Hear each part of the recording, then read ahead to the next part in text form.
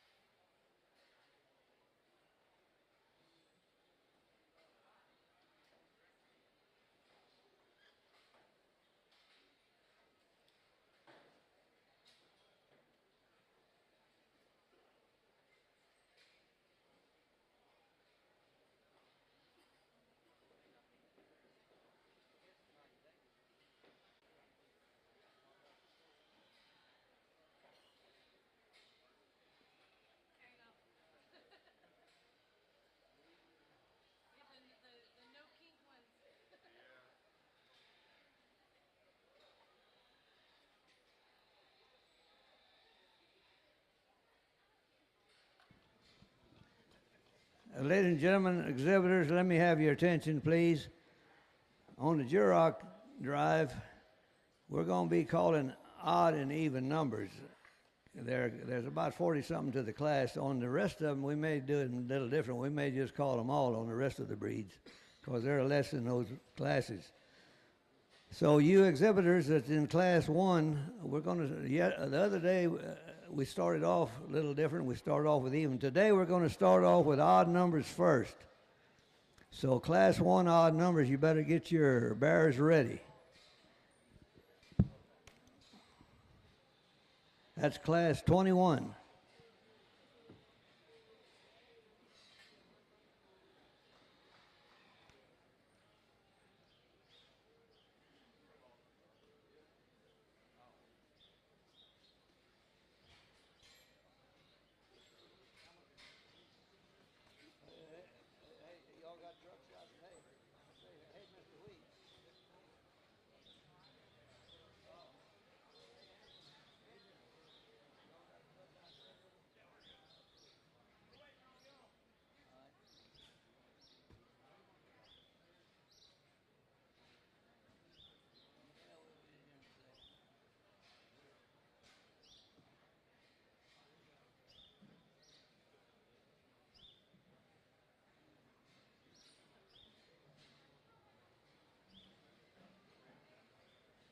Get started. We're going to have our opening ceremony here this morning, ladies and gentlemen. We're honored to have 2 students and exhibitors here that'll do the pledge and also the national anthem. Our opening ceremony is going to start off here, ladies and gentlemen, with the Pledge of Allegiance to the flag by Carla Vasquez from Fort Stockton, Texas. She is with the Pecos County 4-H Club. Singing your national anthem following her is Destiny Gift from Andrews, Texas, and she is with the Andrews County, she is with the Andrews FFA. So we'll do the pledge first.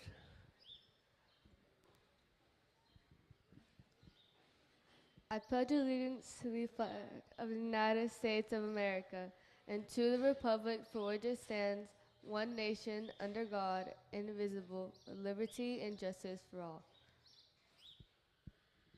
Please remain standing for the national anthem. Oh, say, can you see by the dawn's early light what so proudly we held at the twilight's last gleaming, whose broad stripes and bright stars through the perilous fight o'er the ramparts we watched, we're so gallant gave proof through the night that our flag was still there.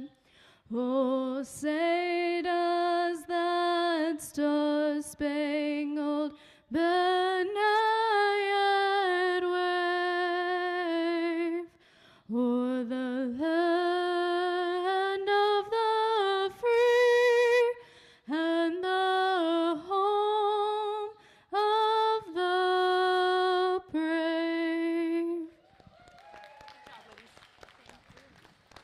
Thank you very much. We appreciate it. You two ladies doing the opening ceremony for us here this morning.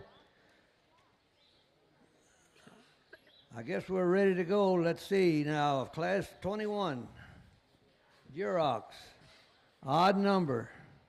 Bring them to the holding pen. Class 21 Durocs, odd number. Bring them to the holding pen.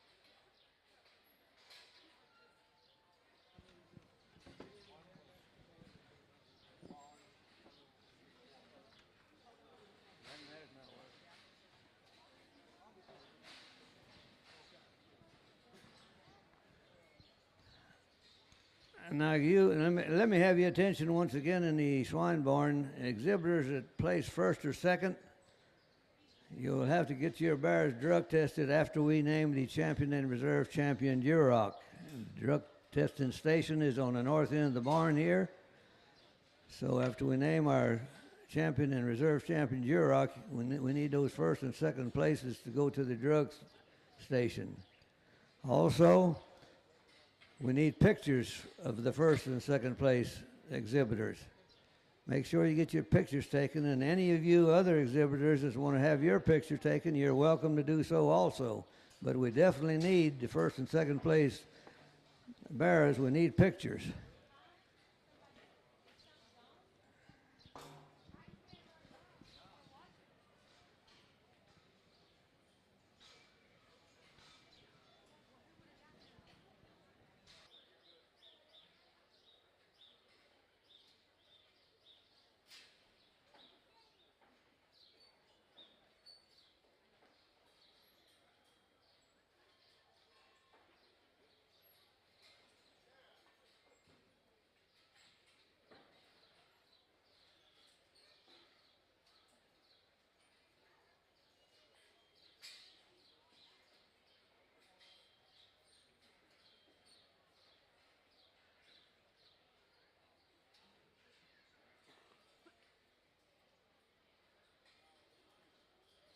Second call for your odd numbers, class 21 Duroc. Bring them to the holding pen.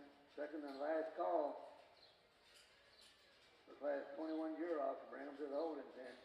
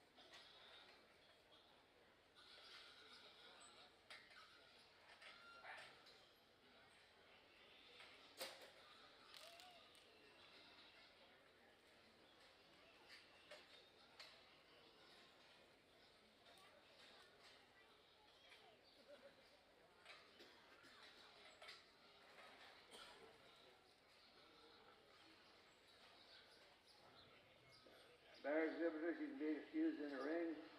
Make sure that you turn in your weight cards into the ladies in the ring. Ladies and gentlemen, let's give these exhibitors a good round of applause. Whenever you exhibitors come to the show ring, make sure you got your weight cards and tear those cards in half. You keep the copy and bring the other half over here where you can give them to the ladies in the ring.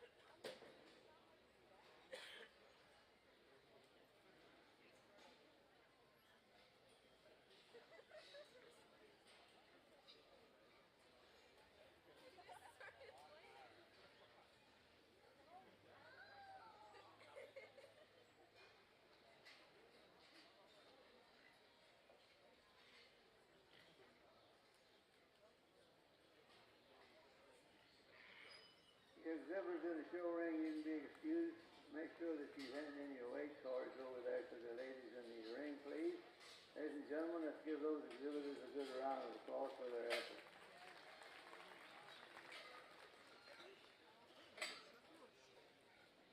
Ladies and gentlemen, I want to announce that judging our Barrows show here today, as he did last Tuesday in our wave one, is Mr. Russell Frederick. He grew up in Minden, Nevada, and began raising show pigs at the age in a livestock judging team, and then he transferred to the University of Nebraska, where he also was on a livestock judging team. During his time at Nebraska, Russell worked full-time as a herdsman for RW Genetics, which at the time was transitioning from a purebred seed stock supplier to a show pig operation. From Nebraska, he moved to Calesta, California in 2009, where he became the farm manager for Waller Show Pigs. This year marks his 15th year at Waller Show Pigs, where he sells about 2,000 show pigs per year nationwide. Russell had judged many events across the country in the United States, including the World Pork Expo, the Indiana State Fair, and the National Junior Summer Spectacular in Louisville. Russell and his wife Amanda have 3 children, Sadie 3, Henley 1, and they just had a new arrival 2 months ago, and his name is Grady. Ladies and gentlemen, let's give him a good round of applause. He's going to be your judge here today, as he judged the show the other day in Wave 1.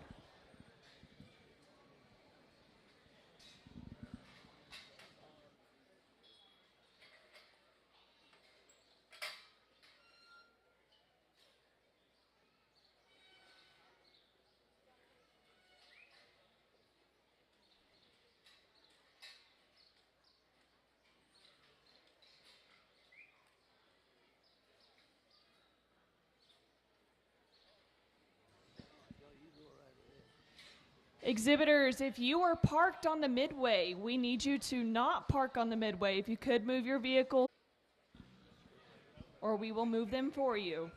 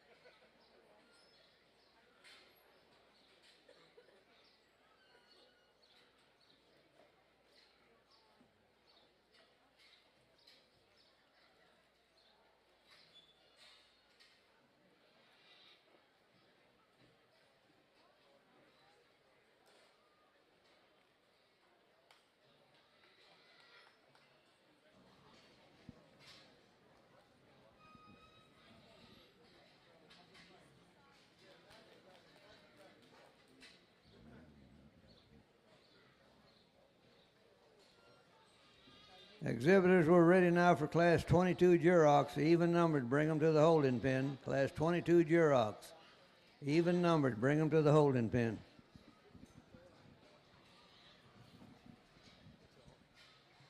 Folks, apologies for an abundance of clarity. The midway is the east side of the barn. If you are parked on the east side of the barn, we need you to move your vehicles. The side where the vendors are, the food vendors, the shopping. Any questions?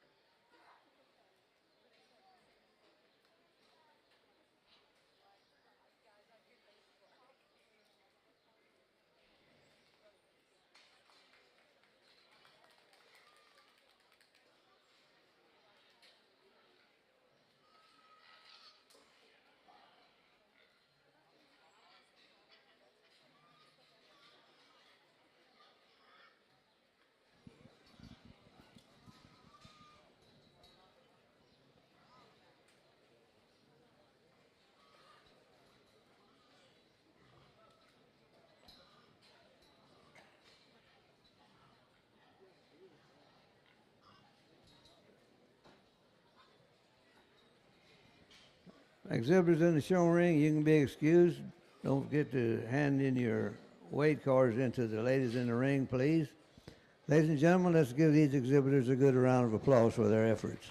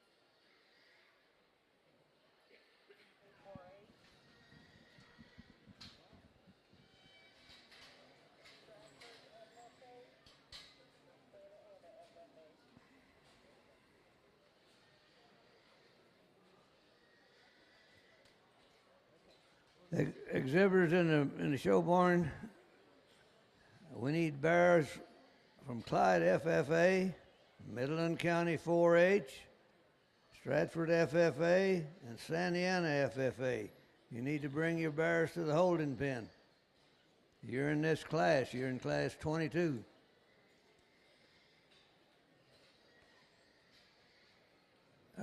Excuse me. Yes. We're in class 22.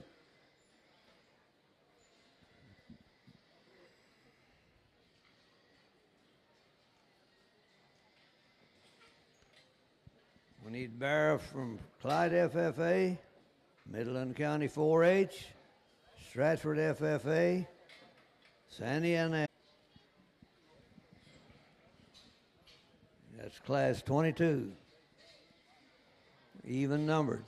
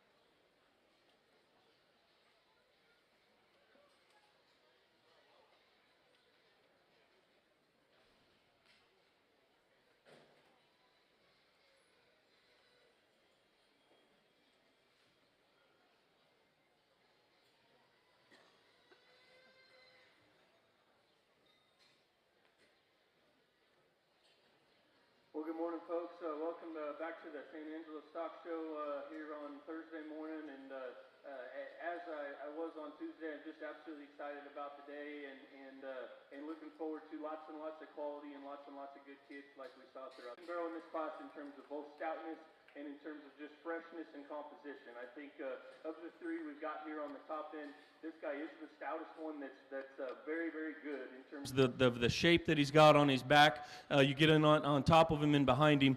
There's lots and lots of power and dimension to that guy. He reads square and good in terms of his edges. He's got a great image coming right at you. He's big in his skull. He's big in his chest. Of course, we want to just strengthen him on his front pasterns just a little bit, but that's something we're going to see throughout the day, especially on some of these purebred hogs that we evaluate. I think just a really good, solid barrel. Balances well from the side, has a good skeleton working in him, and compositionally, I think where we need to be at. The barrel's going to be in twos, the young lady's barrel directly in front of me. I like this one a lot. He presents perhaps even a cleaner outline from the side. This guy balances really well, and the young lady does a tremendously good job presenting him. He's great compositionally, and if you want to argue he's a little bigger pinned and maybe even a little bigger in terms of his upper rib shape than the one that starts the class, I wouldn't argue with you there. I didn't read him just quite as stout in his features. In particular, you get in behind him, he doesn't take quite as much substance to the surface as that barrel that starts the class, but I think a really, really good second place barrel. And if we've got barrels like this one, like this top pair in this class throughout the day, it's going to get really, really fun. Young man's barrel in 3 is a really stout one, and he is square and good in his angles, and that's why he is up here. We compare him to that top pair. He's not as fresh in his look. He's a little bit shorter and just more general about the way his crest lays into his top of his neck there. He's not as extended in his makeup. He's not just as ultra long reaching or authoritative off either end of his skeleton in terms of the way he travels. I still read him square, and I still read him extremely stout. Barrel in 4 is another one that's really stout. He probably does take a little longer reach off both ends of his skeleton than the barrel that goes directly above him. I didn't read as much to this guy when you get right in behind him. He's probably of our top 4 the narrowest and just the one that tapers the most in terms of the seam of his ham. He's definitely the narrowest chested of our top 4 as well. Barrel that comes out in 5. Young man does a nice job presenting. He's a good pattern barrel that's real, in particular up front. From his shoulder blade forward, he reads more mature there, like he's got some more age. There's not as much just dimension on top side of this guy. You have to appreciate his look and pattern from the side.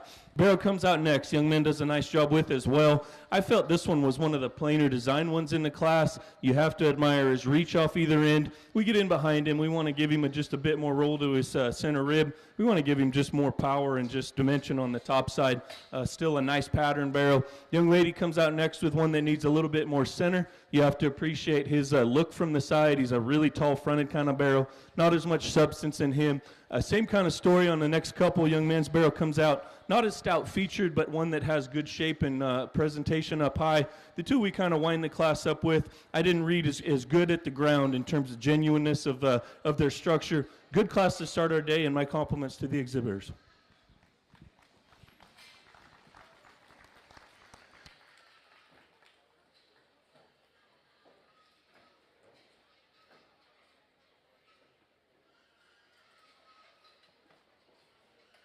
Placings in our Class 21 Duroc. 10th place was Harley Henderson from Hermley FFA. 9th place, Rayleigh Villarreal from Reynolds County 4-H. 8th place, Eli Taylor with Stephenville FFA. 7th, Ella Kirkland of Smyer FFA. 6th, Olin Pearson of Hockley County 4-H. 5th, Caden Gillis, Smyer FFA. 4th, Destiny Rice of Randall County 4-H. 3rd, Farron Roach with Santo FFA. 2nd place went to Kimry Collier with Snyder FFA. And our 1st place, Class 21 Duroc, went to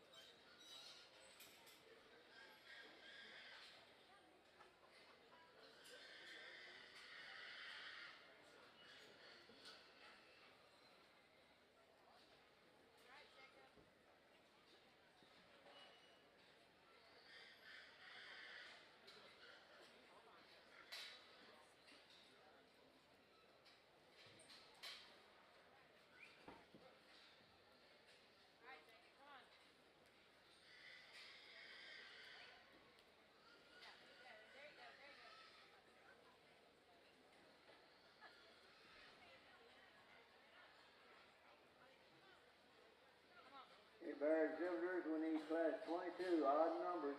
Class 22, odd numbers in your Duroc. Bring them to the holding pen. First call.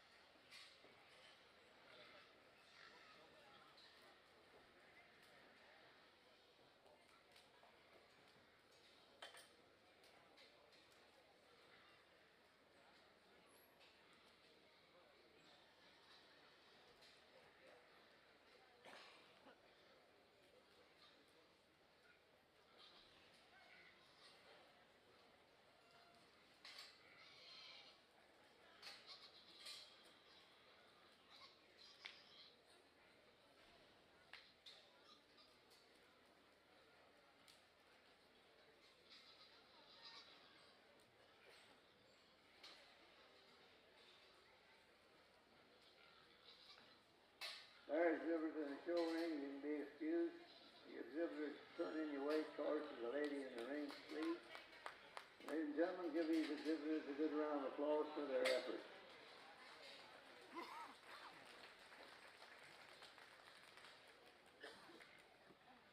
Second call, second and final call for your odd-numbered Durocs in class 22. Bring them to the holding pen. Odd numbered. Final call. Class 22 Duroc. Bring them to the holding pen.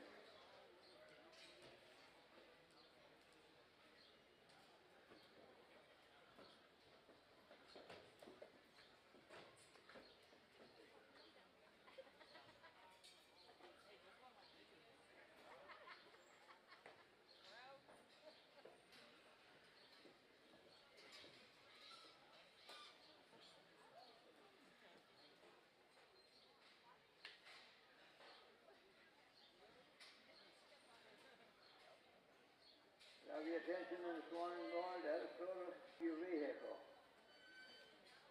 Atascocita County. Your parking sticker number 1144. Please move your vehicle. We appreciate it.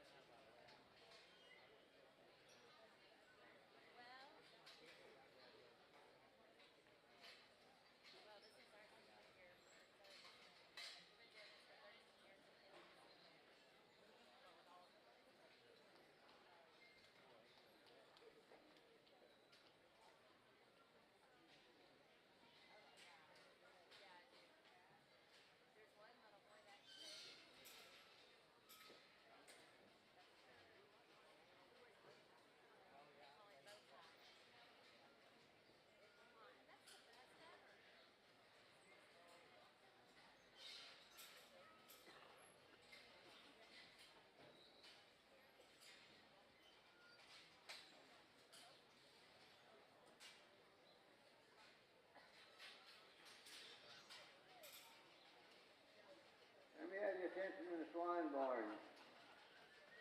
We've got two vehicles blocking the RV spots over here in the southwest corner here of the barn, and that's number 11 and 12. You're blocking the RV spots, and that's New Home, Silver Dodge, parking sticker 3188, and then there's a black Dodge Dually, license plate number GEAUX 19. You need to move them right away, because if not, the tow truck will move them for you. You're blocking.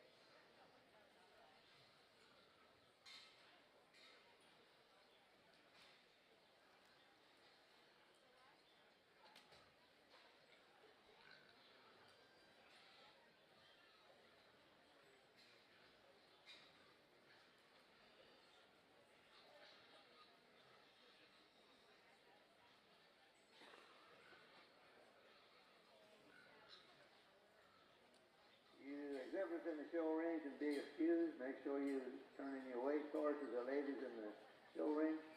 Ladies and gentlemen, let's give these exhibitors a good round of applause for their efforts.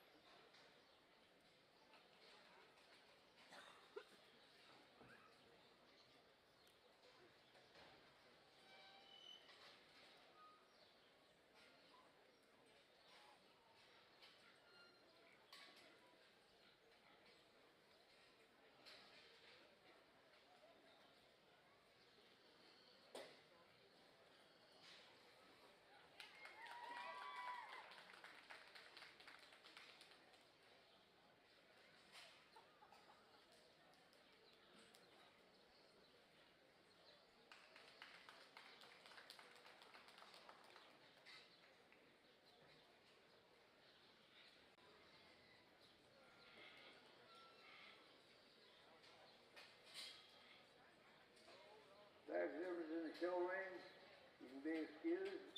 Make sure you turn in your weight cards to the ladies in the show ring. Ladies and gentlemen, give these exhibitors a good round of applause for their effort.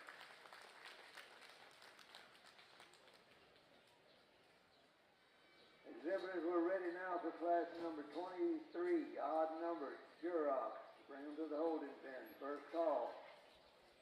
Class number 23, Duroc, odd numbers. First call. Bring them to the holding pen.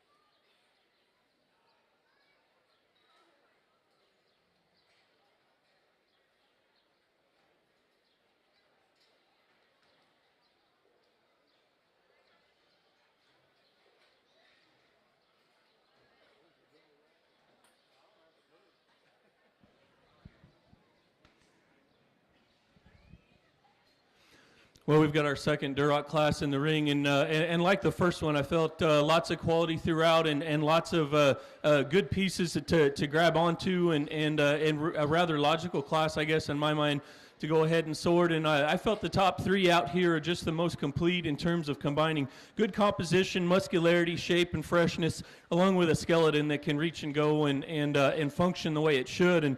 And as I analyze the top three, I think the one that I think he's just the best one from a combination standpoint of composition and look and the way he utilizes his skeleton. I'll be the first to admit, I think as good and square built as this guy is, I wish a young man would just kick it up a gear in terms of the way he drives him around the ring, because he's a little bit slower paced. But you get on either end of this guy, he's square. He's got good edges to his skeleton. On the top side, very, very fresh, very, very well presented. I think he reads fresher, better compositionally, and just bolder on the top side of his rib than the Barrow that's going to go in second.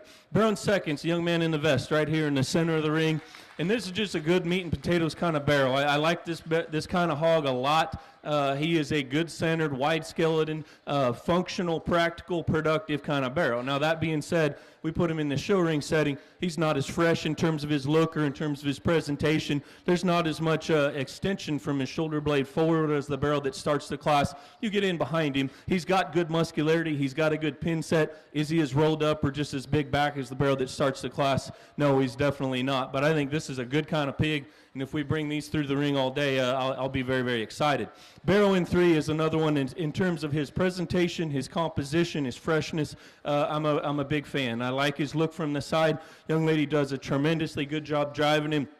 I felt of our top three, we start analyzing them at the ground. This one's the easiest to pick apart. He wants to hawk in a bit when you get in behind him. He carries the least substance from the base of his body cavity to the ground of our top three. That's where I went ahead and stuck him in three. Young man coming out in four brings another good-looking one.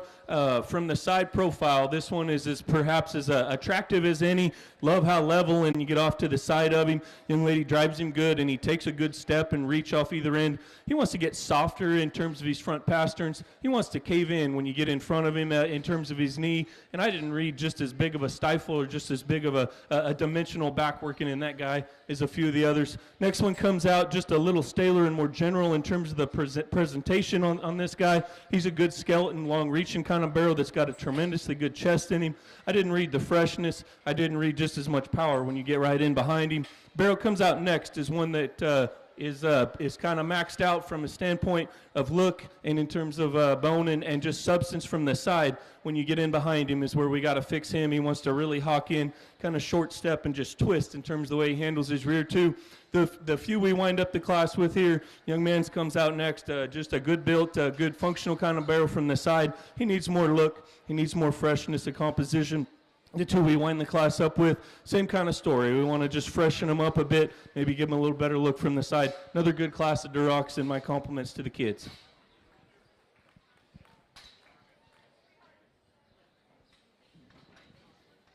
Second and final call for class 23 Duroc. Odd number, bring him to the holding pen. Second and final call for class 23 Duroc. Bring him to the holding pen.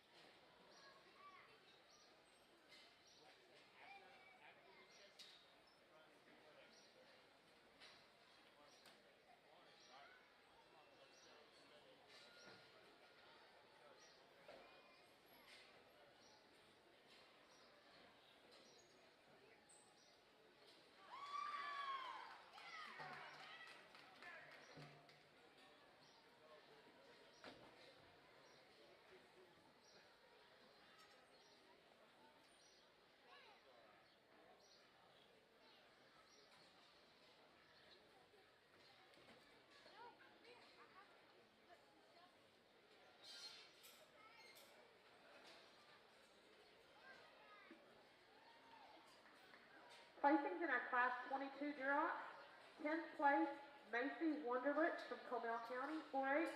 9th place, Jade Burke, Friendship FFA. 8th place, Ty Ritchie of Alpine FFA. 7th, Jackson Wyatt of Stratford FFA. 6th, Ethan Stewart with Wall FFA. 5th, Ireland Klaus of Joaquin FFA. 4th, Ethan Foster, Palo Pinto County 4-H. 3rd was Cambry Wilson of Midland County 4-H. 2nd, Hezekiah Carpazal with Jeff Smith County 4-H. And our first place Class 22 Duroc winner was Jackson Powell of Jergenton FFA. Congratulations to our Class 22.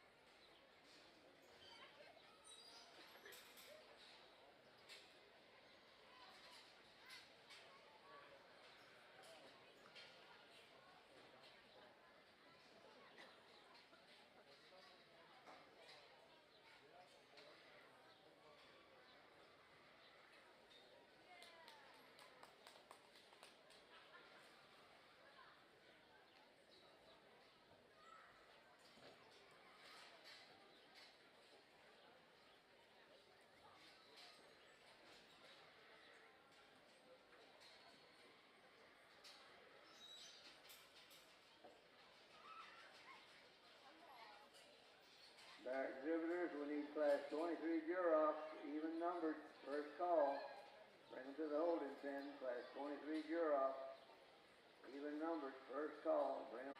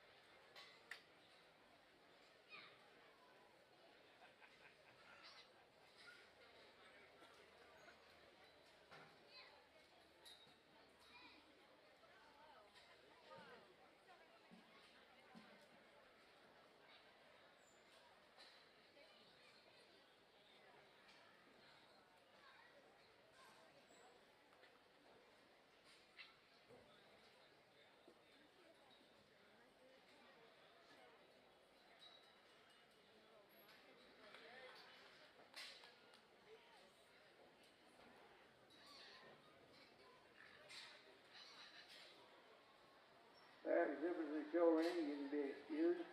Make sure that you turn your way cars to the ladies in the ring. Ladies and gentlemen, let's give these exhibitors a good round of applause for their efforts.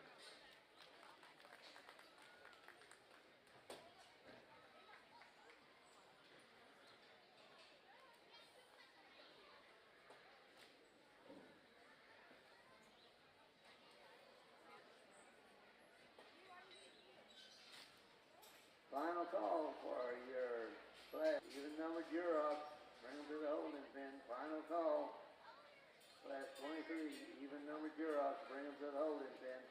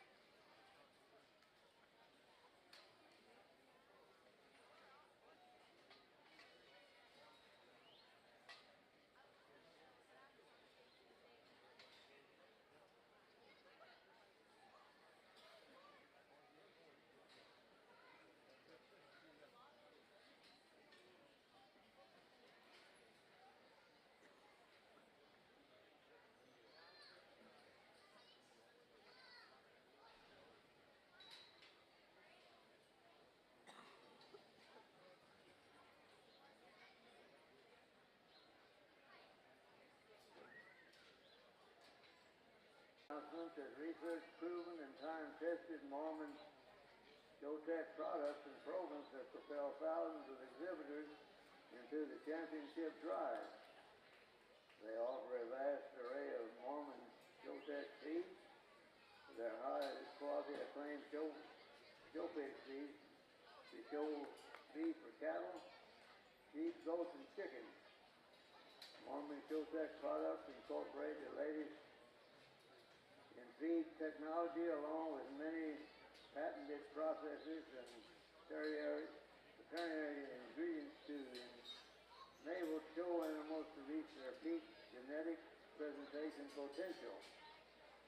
Regardless, if you're aiming for a county or a state fair champion, Mormon Showtech feed has products to fuel the nutritional requirements for your livestock show.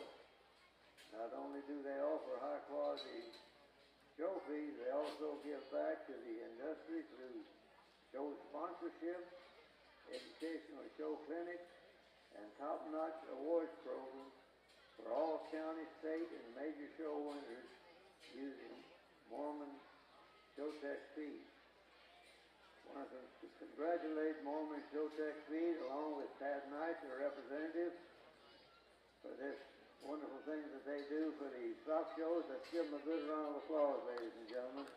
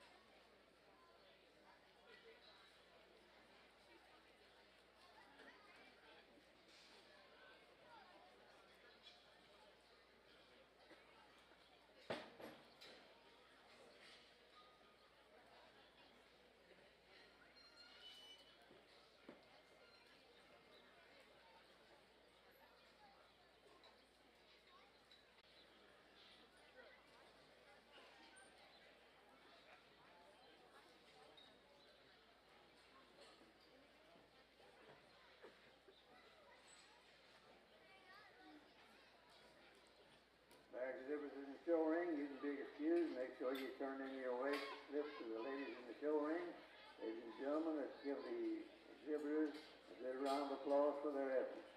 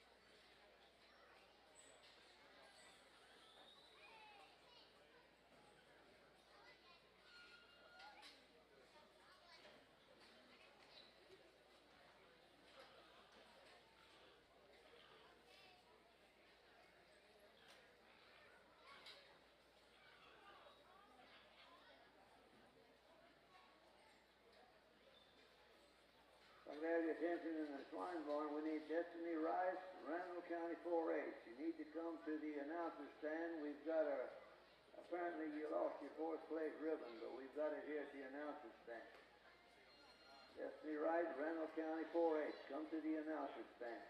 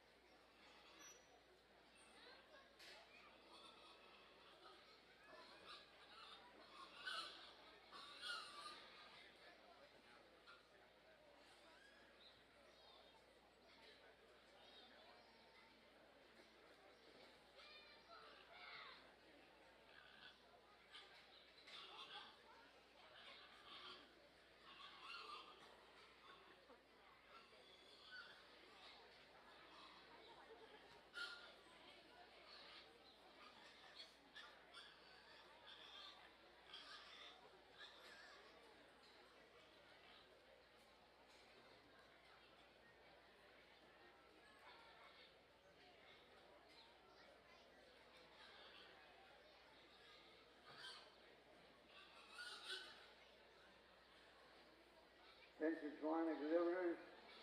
We need class number 24 Duroc. Even numbers. First call, bring them to the holding pen.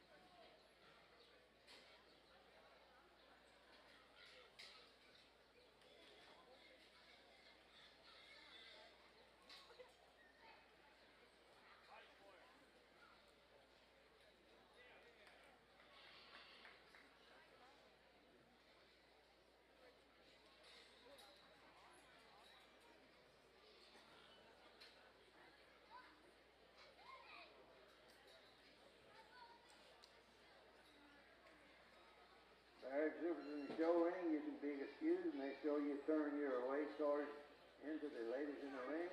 Ladies and gentlemen, let's give these exhibitors a good round of applause.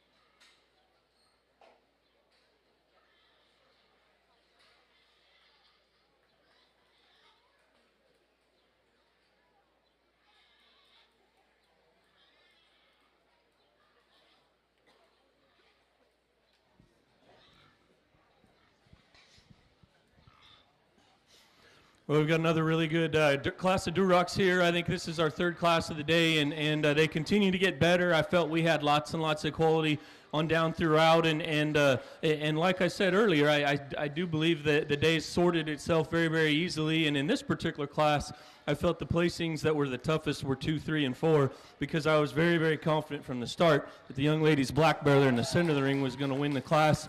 He's easily the most athletic barrow out here of our top end in this class, and at the same time, he's also easily the stoutest in terms of his bone work, and just he takes the biggest rear bone to the surface when you get right in behind him, and then up high, he certainly covers all of what you'd ever want in terms of dimension, in terms of freshness, in terms of his upper rib shape. I think a really nice barrow to start. Like I said, 2, 3, and 4 were the more challenging decisions for me. Young man with the blue shirt on is driving your second place barrow, and at the end of the day, I felt all three of them need to be just a little bit more relaxed in terms of their shoulder blade. All three of them need to get out and go just a little better. This guy was the next best in terms of that regard. He was definitely the next best in terms of look and presentation from the side. He's fresher about his front 1/3 than the other two barrows. He's got a big fresh back working in him, and he gets out and goes fairly well. Yeah, young lady's barrow in 3 does have more center dimension to him, and he's just more pulled apart at his heart than that barrow that goes in 2. I got a little more critical of this guy up front. I felt of our top 3, he is the most jammed up in his shoulder blade. When he comes at you, I want to change his knee shape, the way he just drives right there in the center of his chest. I want to get him out and just catch him another gear and enable him to go, because he is big, fresh-backed. He is really good in terms of the center body he's got. Barrow in 4, I just felt was the stiltiest and the most upright in terms of both ends of his skeleton of our top end here. You have to really love the dimension he's got working in him. He's extremely well presented. He's a tall fronted barrow that's got a big back and a very, very fresh look. And my compliments to the young man on doing a very nice job driving him. Barrow in 5 is another one, muscularity and composition-wise, very, very impressive. He's got a big chest working in him. He's got a really nice, fresh, big center rib and dimension working in there through the center part of his body. He's another one that's big pinned and has lots of just shape and freshness. Of our top barrow that comes out next in 6, young man does a very good job driving. I love this one's look from the side, and again, freshness and composition has been very, very good in this class, and what sorted them has been the way they take their skeleton to the surface. This one narrows up coming at you. This one hawks in when you get in behind him. Barrow that comes out next, young man does a nice job driving as well. He's a more moderate, bigger ended, kind of boxier one. He wanted to hawk in when you get in behind him. He wanted to hesitate the most in terms of just the way he handles his rear skeleton. Barrow comes out next, a little straighter, fronted off both ends. Not as much bone and substance, but another one with a really good look that's presented well. The two we wind the class up with, meat and potatoes kind of barrow in 9 that needs more freshness and just look off either end. Barrow that winds up the class, very, very sound structured, not as much power. Good class of reds.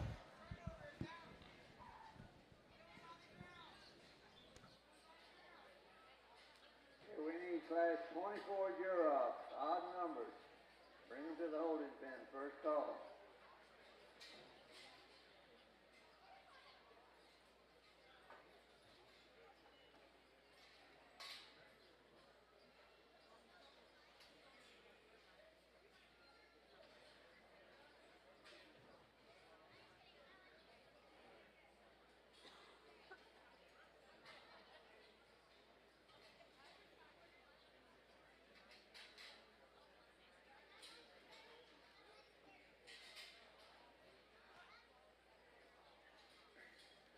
Placings in your class 23 Duroc.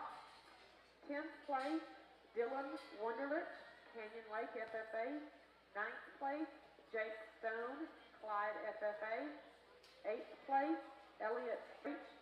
5th, Briar Floyd of Stephenville FFA. 4th, Chase Rankin, Atascosa County 4-H. 3rd, Bailey Nickel, Wall FFA. 2nd place was Jagger Collier from Snyder FFA, and our first place class 23 Duroc winner, Carly Willenborg of Bosqueville FFA. Congratulations, class 23.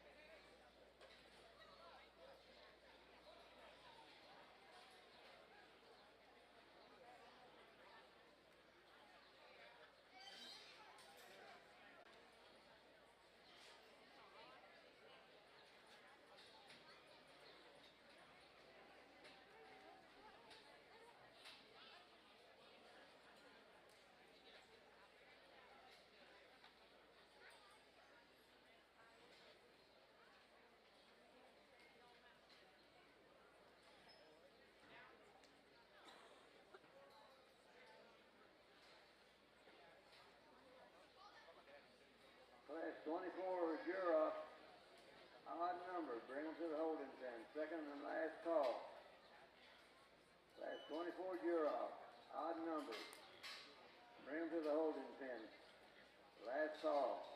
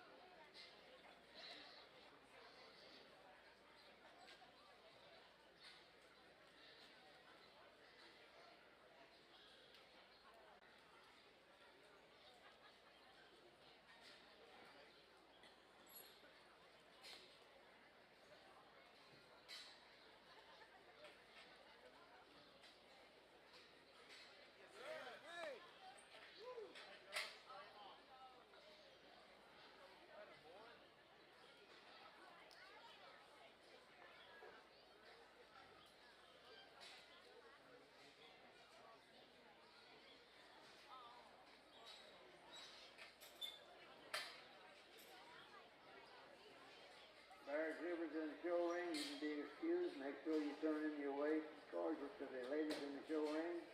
Ladies and gentlemen, let's give the exhibitors a good round of applause.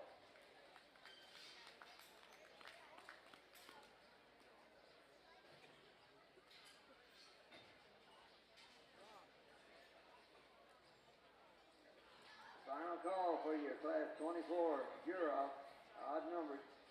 Bring them to the holding pen. Final call for class number 24 Duroc, odd number. Bring them to the holding pen.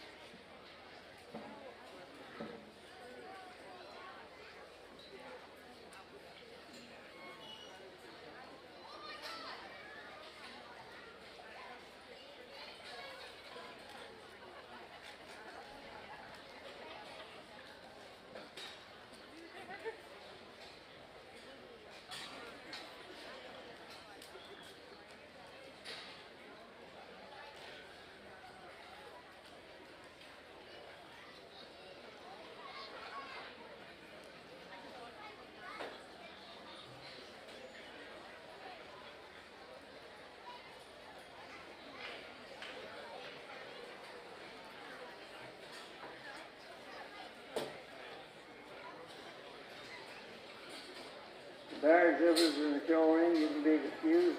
Make sure you turn in your weight. Flip to the ladies in the show ring. Ladies and gentlemen, let's give them a good round of applause for their efforts.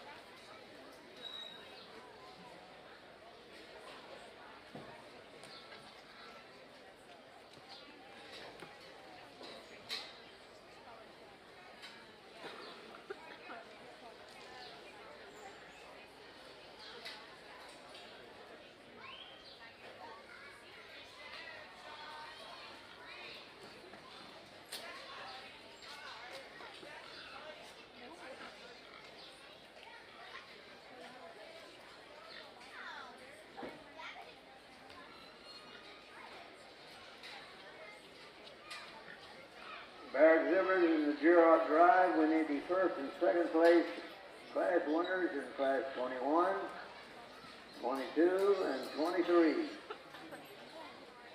Bring them to the holding pen, go to the scale and weigh.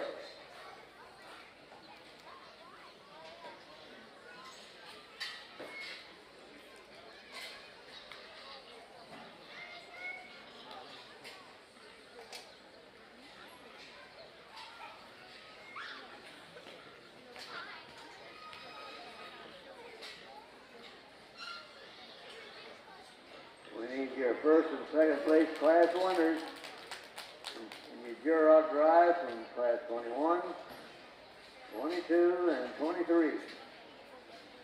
Bring them to the holding pen, go to the scale and weigh.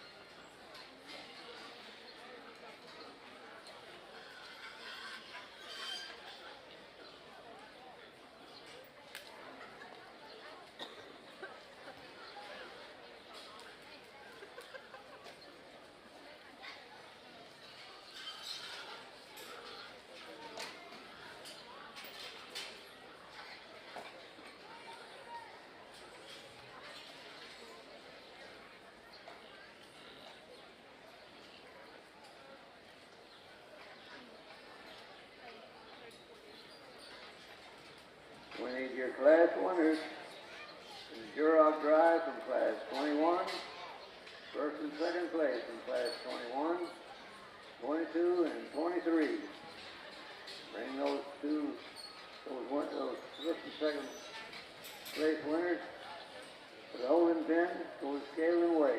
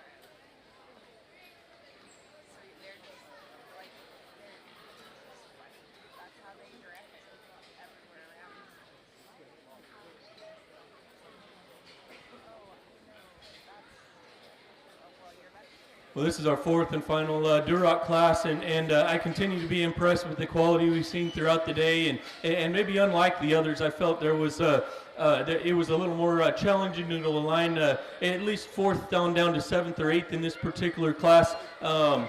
Very good differences here on the top end, and then we kind of run out of mass and power on a few of those other ones, but still have good design. And however, very similar to our last class, I do think we have a pretty clear winner in the young man's barrow here directly in front of me.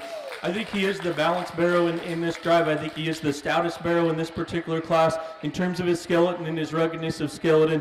I'm not a big fan of his curly hair, but anyone who's fed enough Durocs will know that sometimes they'll do that. I'd rather him have that hair and that shag on him than it be clipped off. I like the look this barrow presents from the side. I think his composition is good. I think he's the best skeleton one in this class, and I think he's the one that clearly, in my mind, needs to go ahead and be first. It gets a little closer between 2 and 3, but I opt to use the young lady's barrow in second.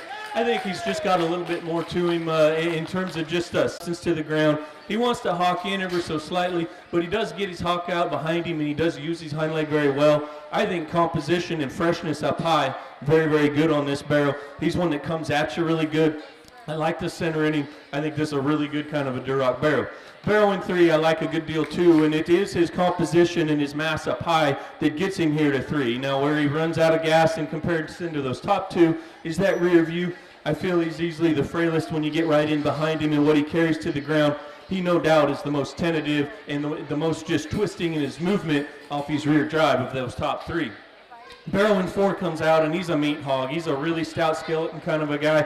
I really like the productive kind of look that he's got, and so many of these red hogs, this is my kind of body type on a red hog.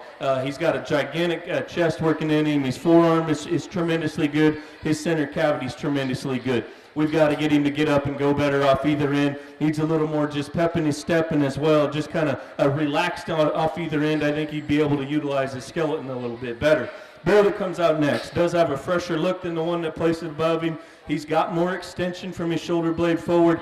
He's not as powerful and as massive. We're going to see that in the next few as we come out. Good design, sound structured hogs. They kind of run out of power. This one here comes out. He's probably got a little bit more to him than the barrow directly above him. Wants to get straighter and more hesitant in terms of the way he goes off both ends, in particular up front. Got a little plainer design barrow here that's still got a good heavy-duty kind of skeleton working in him. And then we kind of wind on up here. 3 barrows that just need a shot more in terms of just dimension, and in particular that rear view in this particular Duroc drive. Some of them just run out. Kind of the scar-sided barrow here is one that was particularly stout, but needs to just go.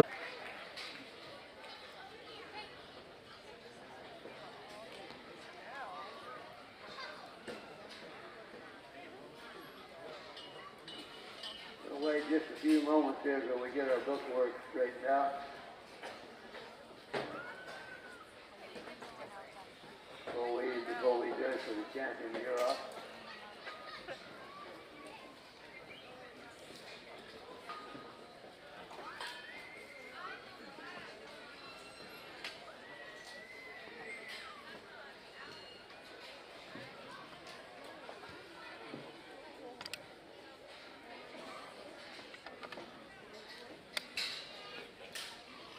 Okay, ladies and gentlemen, I guess we're ready now to judge for your champion Duroc of the show in class number 21.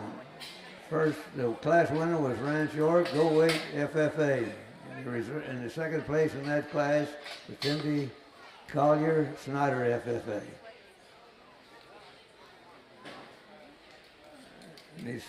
In your class number 22, your class winner was Jackson Powell, Jordanton FFA, and your reserve champion was Head.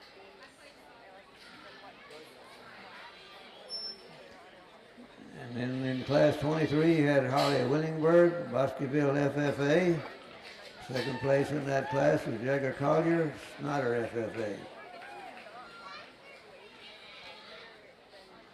And in your class 24, your class winner was Ryder Cresness, Meyer FFA, and second in that class was Alexander Hussman, Lubbock Cooper FFA.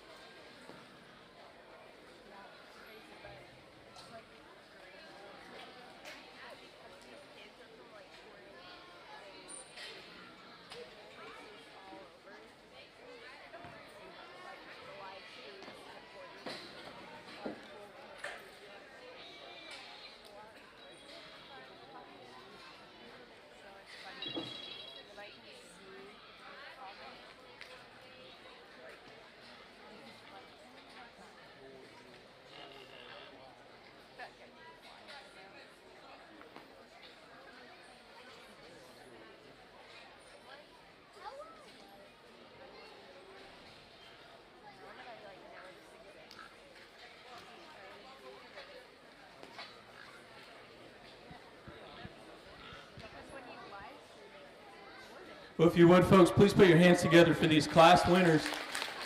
I feel it's been a very strong Duroc show, and you know, we had the crosses the other day, and of course that was very, very good, and I didn't know what to expect when we got started with reds today, and we had a lot of numbers, at least it seemed like to me, and I felt the quality throughout each class was very good, and it was very easy to get 10 a really good placing barrows in each particular class, and so I'm sure that that's a sign that the rest of the day is going to be good, that the quality and the kids just continue to impress me. We talked about the barrows within their respective classes. Our barrow that won the first class that the young man in the pink shirt's driving was the most complete in that class, and we talked about his body type and his composition up high being good, being square and genuine off either end of his skeleton. I think he represents that class really well, and I guess where I would pick on him in this drive, he's a little lower fronted, kind of wants to run downhill relative to a couple of the others. Maybe he's a little softer up front, but in terms of a barrow that covers the basics and is what I think needs to be the kind that wins classes throughout the day, I think that barrow does that very well. Young man in the kind of green shirt there in the center is driving the barrow that won the second class.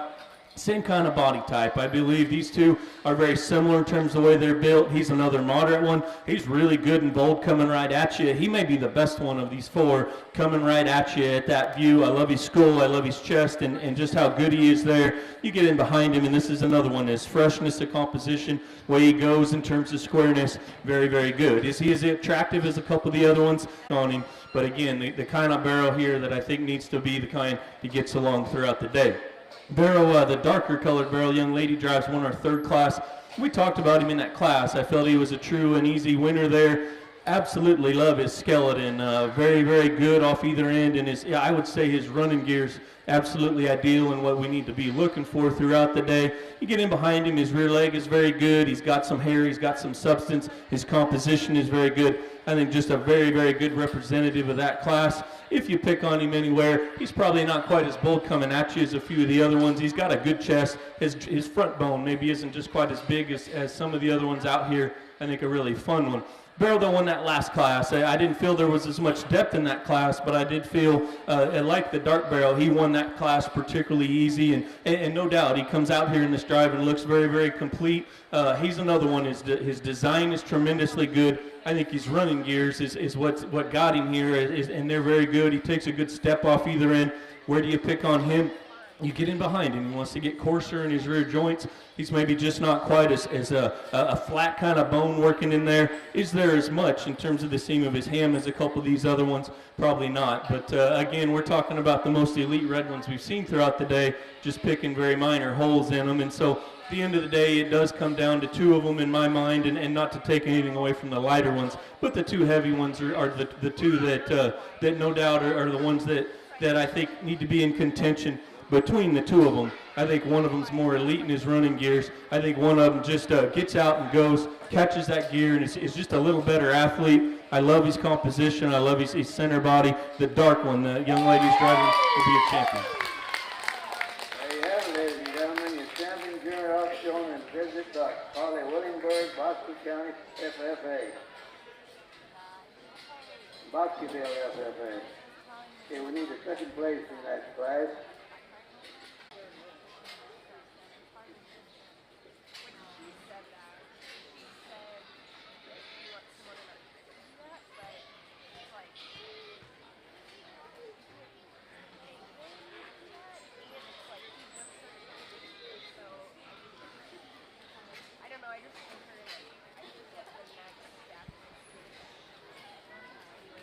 The young man in the blue brings that second place Class 3 barrow out, and we talked about him in that class as being just a very good looking kind of barrow, very, very complete. Again, he's a good pattern, just presents the look from the side and the kind of freshness of composition that I think we need to continue to strive to get towards the top of the classes throughout the day. No doubt he's an instant contender, and I guess if I was to pick on this guy, I don't read him just as true and genuine and just authoritative in terms of the way he handles his rear too. He no doubt is one that is comfortable though off either end. You have to admire his look, and no doubt it becomes closer between him and another one. Like I've tried to do throughout the week here, I want to select hogs that are stout, hogs that have good running gears, and then plenty of muscle and compositional correctness up top. Young man in the black's got the second best one.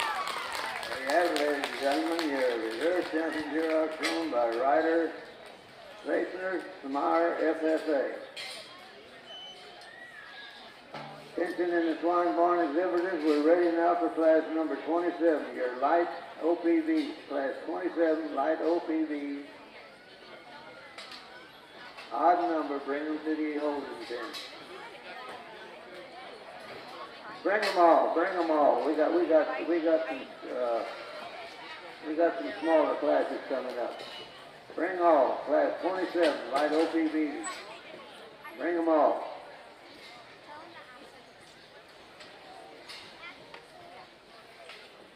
I think there's 33 in that class.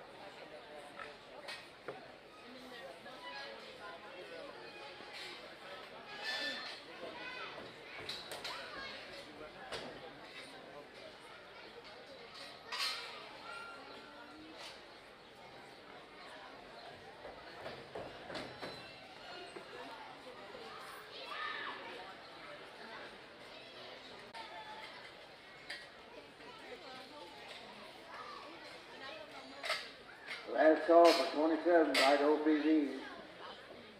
Bring them to the show ring. Last call for your class number 27 light OPV. Bring them to the show ring. Bring them all.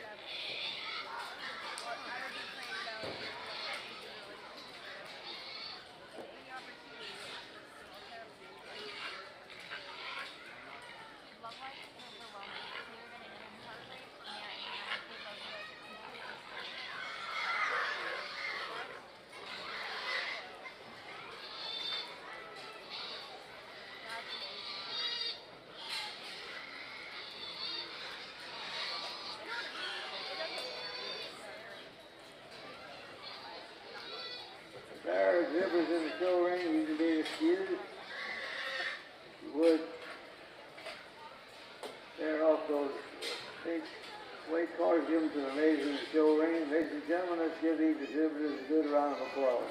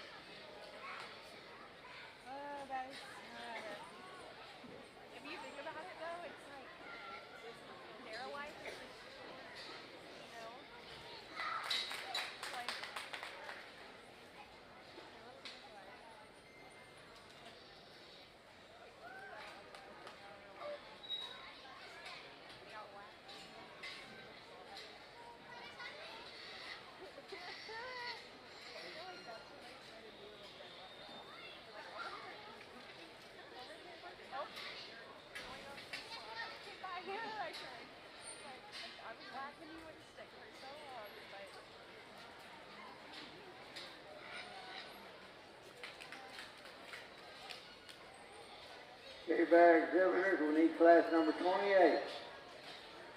Light OPB. Class 28 in your light OPB class. Bring them all to the holders tent. First call.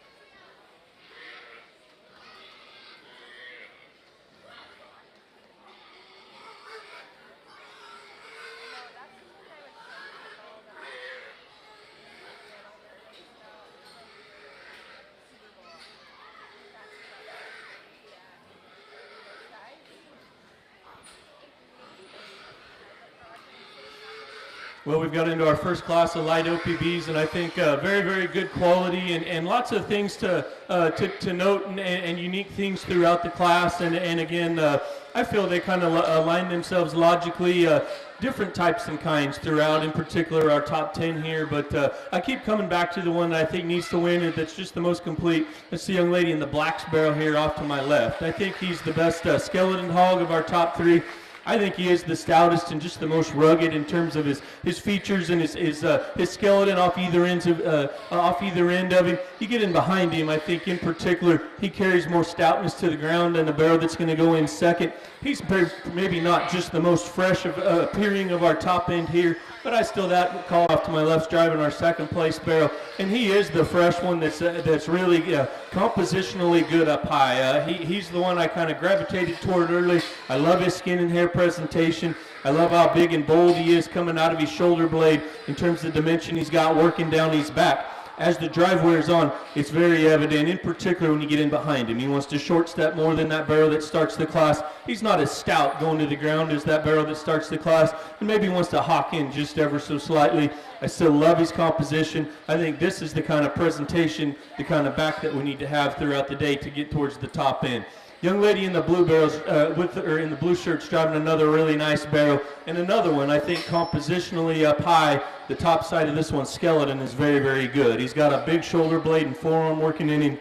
He's got a big, a deep groove down his back, and he leaves you with a good pin set. Of our top 3 here, he is the stiltiest and just the most rock forward in his shoulder blade. He wants to just swing and sway behind rather than reach and go forward. We change that. I think his composition, I think his freshness up high gets him even further on down the road. Barrel in 4, I like a good deal, and he's the one from the side maybe that is easy to gravitate towards because he projects an image of stoutness. He's got a big forearm in him. He carries a lot of substance on down to the ground, and I love his center body and just the roll he's got there in terms of his rib shape and in terms of his just the way his center cavity is constructed. Where he goes forward is when you get right in behind him. He's easily the narrowest and just wants to collapse a bit in terms of his base width behind, wants to hawk in, and as well I'd like to change his front feet just a bit. Barrel in 5 is similar in terms of his body type. He's another big-bodied one that's very stout-featured. He gets a little crestier about his neck. He's easily the shortest statured and just the shortest coupled, if you will, in terms of his frame size. Just a little quick for me. I love how fresh he is. I love how well-presented he is. Young man coming out next does a nice job with this one, too. He's on the other end of the spectrum. He's a taller kind of a barrel in terms of his framework. He wants to get flatter of our top end here when you get right in behind him. He tapers to his stifle and to his his inner ham area there. He's the flattest and just the most hollowed up as well in terms of his flank. Barrel comes out next, another one. Again, skin and hair composition here and just muscularity has been very, very good throughout this drive. This one's shorter and just shorter striding and straighter off either end of his skeleton. Same kind of story coming out next here. We've got the one we kind of rescued from the ocean out here. Nice composition, nice kind of back working in him. Needs more stoutness of structure. Needs to be pulled apart better at his base. We wind up the class with 4 barrels. Young lady's barrel comes out. Needs to be wider coming and going and just a little fresher in his look. This one's a little straighter off either end. Good class of white OPBs to start this division.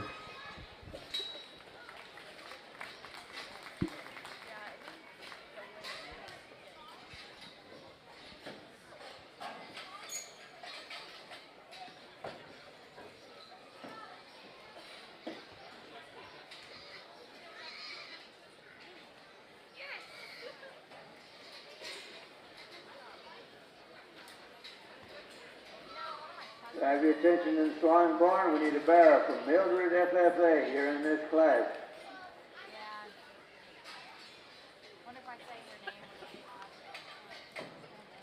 Mildred FFA here in this class.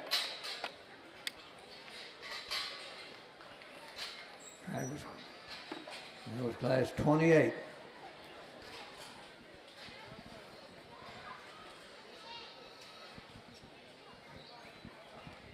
Placings in our Class 27 Light OPBs. 10th place, Austin Archuleta from Sands FFA. 9th, Olivia Langehennig, Mason County 4-H. 8th place, Owen Helms, Ballinger FFA. 7th, Blake Williamson, Ira FFA. 6th, Ryder Strassner, Smyer FFA. 5th place, Jagger Collier with Snyder FFA. 6th place, 5th place. 4th place, Emery Galovich, Taylor County 4-H. 3rd place, Lacey Seidenberger with Glasscock County 4-H. 2nd place was Hunter Butler with Bell County 4-H. And the winner of our Class 27 Light OPB, Allison Hoffman with Wall FFA. Congratulations to our Class 27 Light OPBs.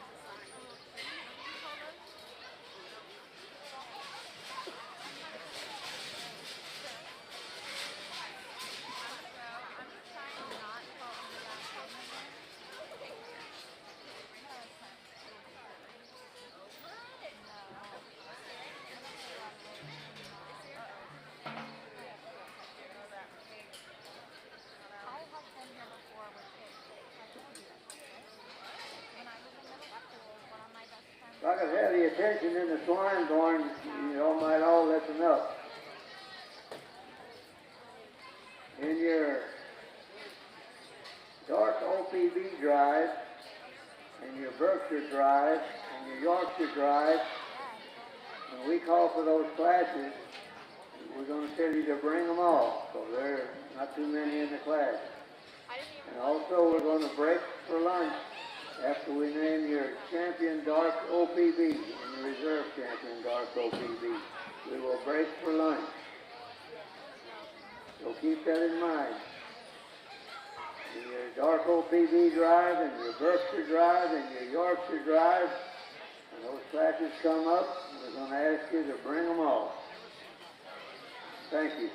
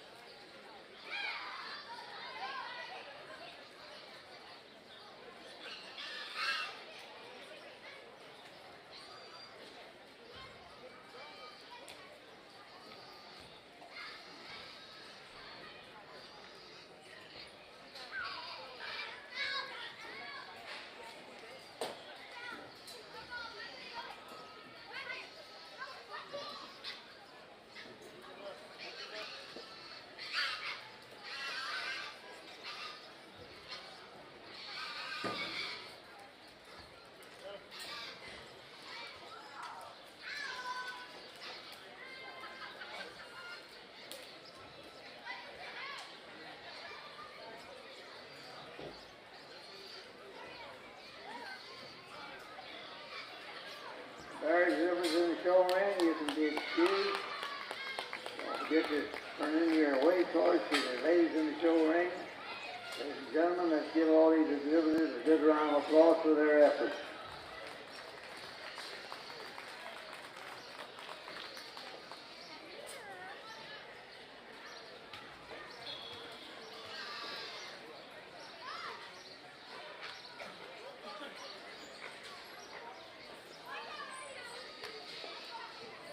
When he comes out, make him go.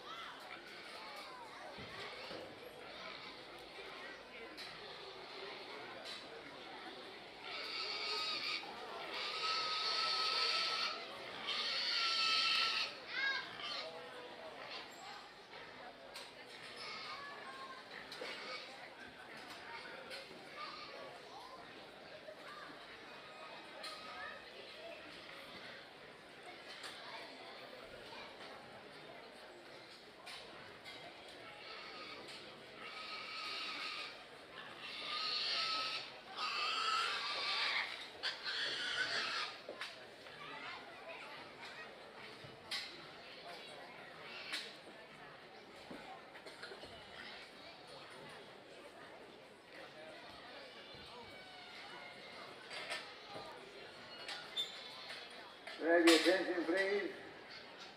We need the first and second place class winners in class number 28 in your light OPBs. You need to bring them to the holding pen, go to the scale and weigh. Your first and second place winners in class 27 in your light OPBs. Bring them to the holding pen, go to the scale and weigh.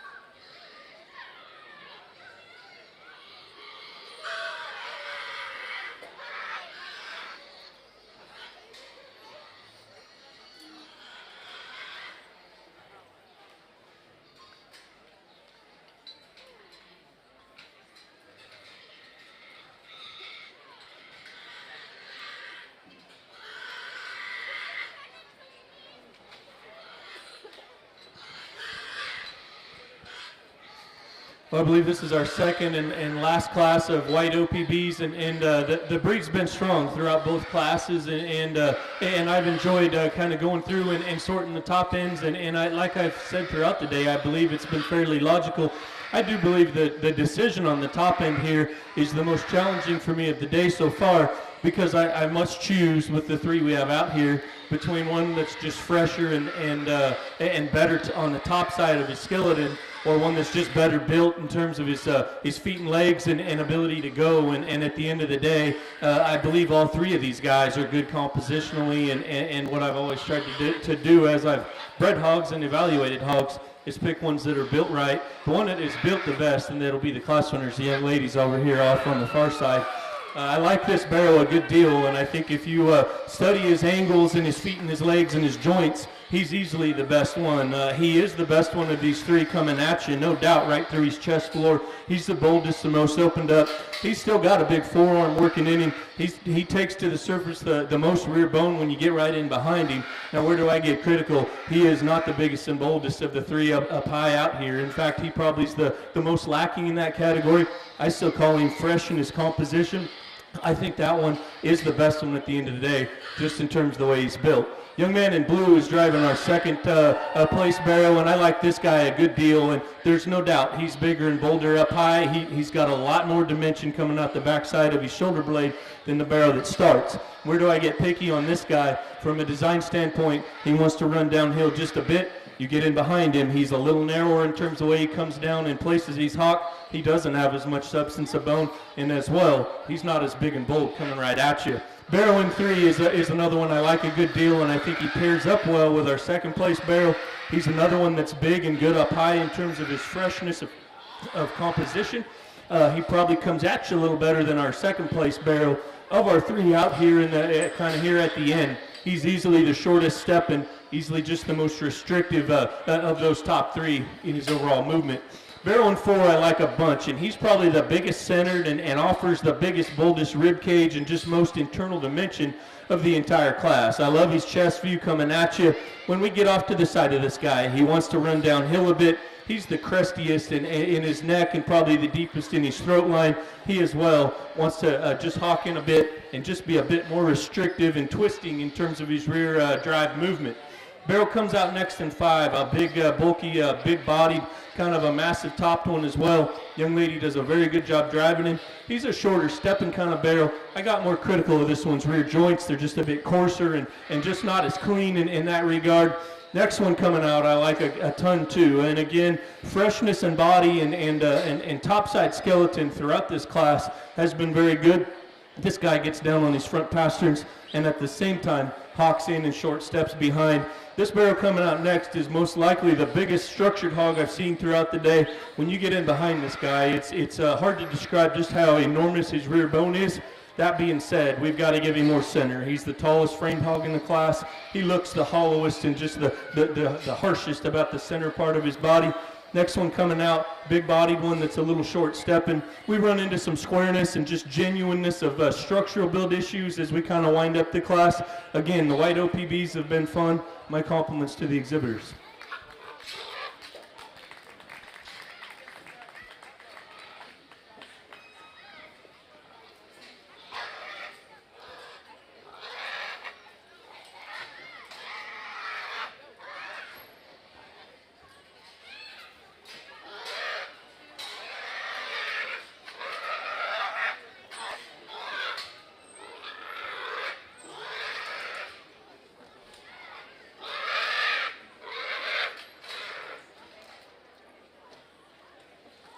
Okay, ladies and gentlemen, we're ready now to judge for your champion light OPB of the show.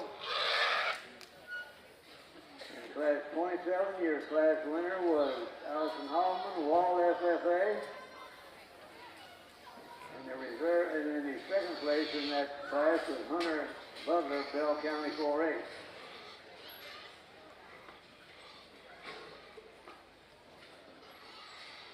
And in that class 28, your class winner was Carla Vasquez, Pecos County 4-H. And then your second place class winner was Chase Weaver, Hamilton, FFA.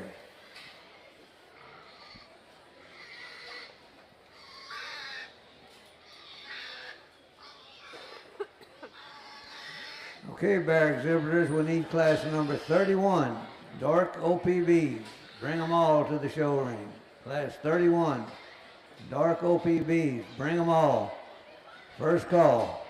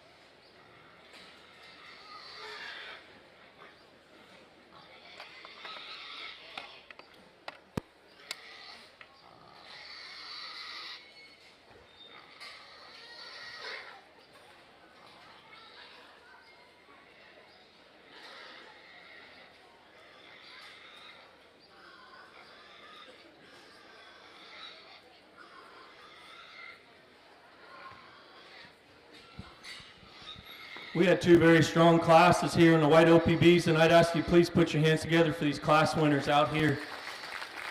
Very, very nice, a pair of them, and we talked about them within their respective classes. The young lady in the black barrel won that first class, and I felt he did so very, very easily. He comes back out here, and I'm very pleased with what he has to offer in terms of both compositional freshness and in terms of the way he's put together. Young lady gets him up and gets him going. I think this guy's running gears are extremely good. I think he's a very good-looking kind of barrel. I think he looks like the kind we need to try to get towards the top of these breed divisions throughout the day. I'm very pleased with his view coming right at you. I think his chest and his knee, and in particular his feet at the ground, are extremely good, and I do think that's an advantage he offers over the other barrel out here. He's a bolder rib kind of barrel and a fresher back kind of barrel as well. I really like his heart and the center part of his body. I think it's very good. And then you step in behind him. He's square and he's hawk, and he uses it very good. I think just a nice barrel out of that first class. Barrel in the second class we talked was a more challenging class to line up. But then when you get him out here, I believe it's a very close decision between the pair of them, because this is the stouter structured barrel of the two. He comes at you bolder and stouter in through his head and his skull. He too has a big chest floor coming at you. I get a little more critical of him at the ground. He wants to be softer on his front feet and toe in a bit up front when he comes at you. And the question mark for me, I guess, that's biggest of this guy is there enough pin width, and is there enough in terms of just dimension in the seam of his ham and in that area there in the seat of his pants, if you will. Past that, his design is flawless. His look from the side and his stoutness of feature in terms of bone work and just comfort level around the ring, I think is really, really tremendously good. And I think that's what makes it such a tough pair. And I guess at the end of the day, I always try to select the hogs that are the most complete. I think we have two tremendously good built hogs out here. One's bolder, one's fresher. A young lady in the black over here is driving your champion. There you have it, ladies and gentlemen. Your champion, light OPB, shown and exhibited by Allison Hoffman, Wall FFA.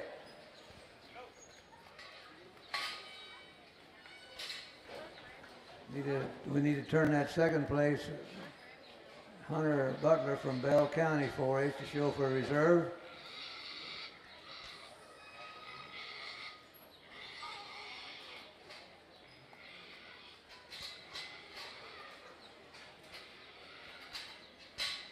The young man brings our second place barrel out of that first class out, and and wow. Look at his skin and hair and freshness of appearance is perhaps as good as what we've seen throughout the day. This barrow is as white as it gets. You get on either end of him. He's square built. He's a hog that's stout, and he's a hog that we talked about in that class as being extremely good in terms of his freshness and in terms of the dimension he's got coming out back out of his shoulder blade. We get him out here, and no doubt he's a contender here. I think that he's one that wants to shorter step a little bit. He's maybe not quite as attractive and just extended about his front end, but in terms of the dimension that he's got, the freshness that he's got working over his back, I think it becomes a challenging decision. And I guess at the end of the day, the one that's next best in my mind, I think he's a true athlete. I think he's a stout, featured, rugged built kind of barrel. He's got plenty of dimension. Young lady out of the second class is driving your reserve champion. There you have it, ladies and gentlemen, your reserve champion, light OPB, shown and exhibited by Carla Vesquez, Pecos County 4-H.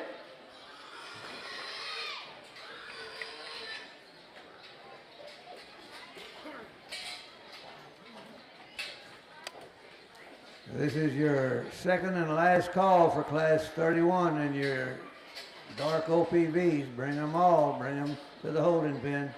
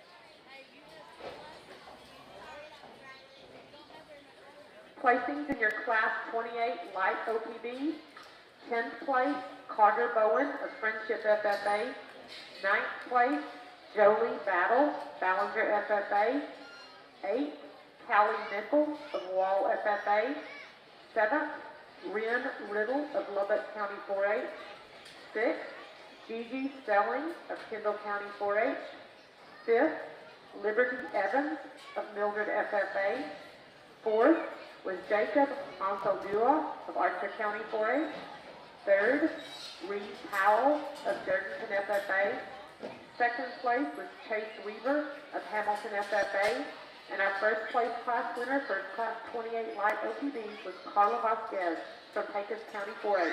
Congratulations to our Class 28.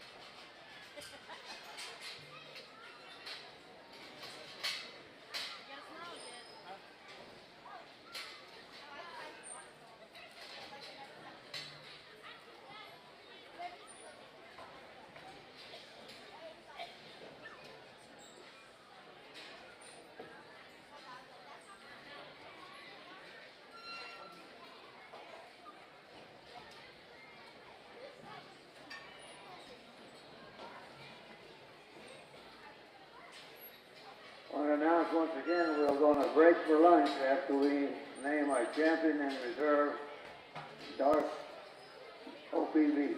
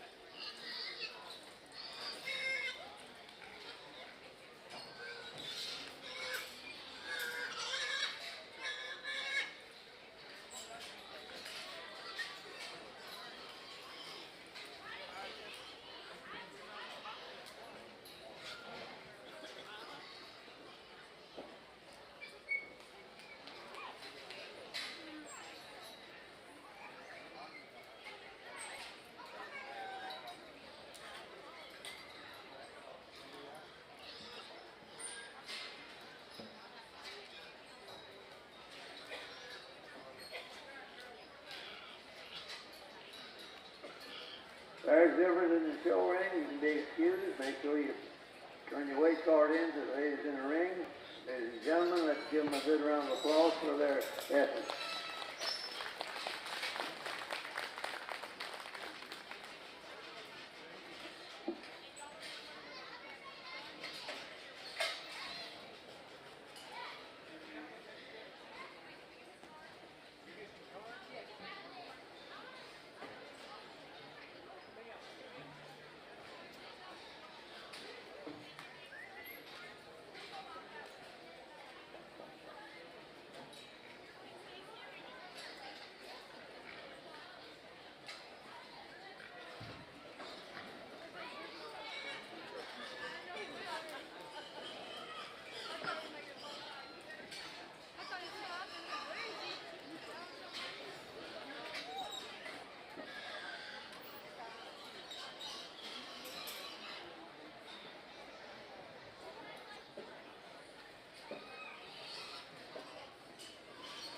Okay, Bear exhibitors, we're ready for the class number 32. And your dark OPVs, class 32.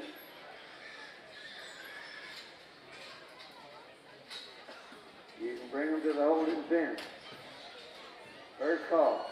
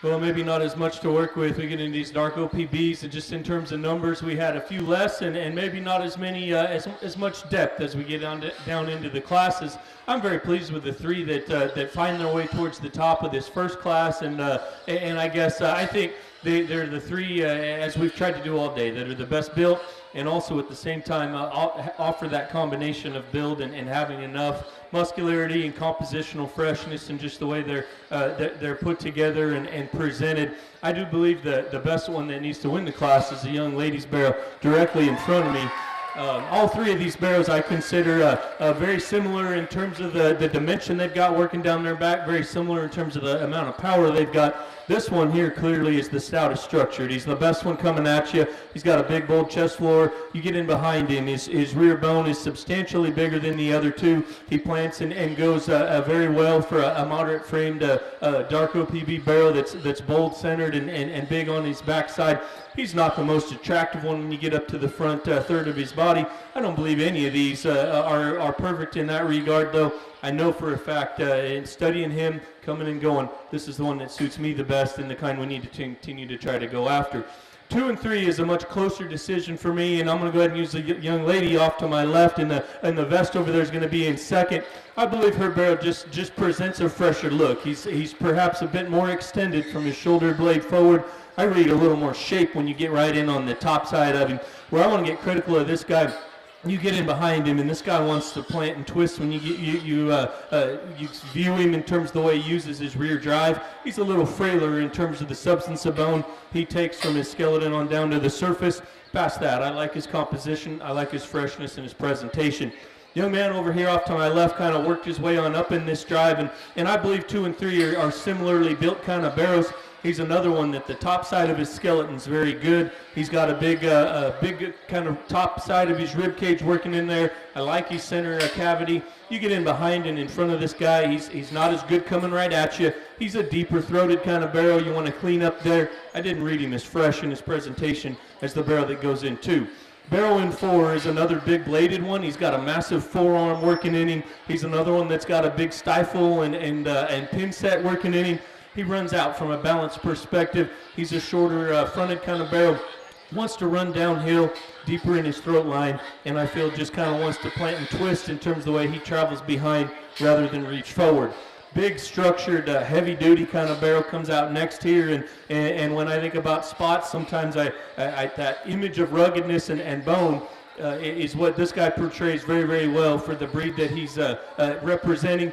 We got to just make him a bit fresher in terms of his look. He's a shorter neck kind of a barrel. He needs to have just a little bit more look from the side. He wants to really swivel when you get in behind him. I want to secure him behind, and we can move him on up a ways. Opposite end of the spectrum here on this guy. Here's a fresher appearing barrel, bigger back kind of a barrel, not nearly the substance of bone when we get down to the bottom side of his skeleton. We stouten him on up though. I like his compositional freshness and look he presents from the side. Another one coming out, rugged in his design. We got to just pull him apart off either end of his skeleton. The two we kind of wind the class up with, run out of bone and run out of just muscularity, offer a good design and squareness of build. Good class to start.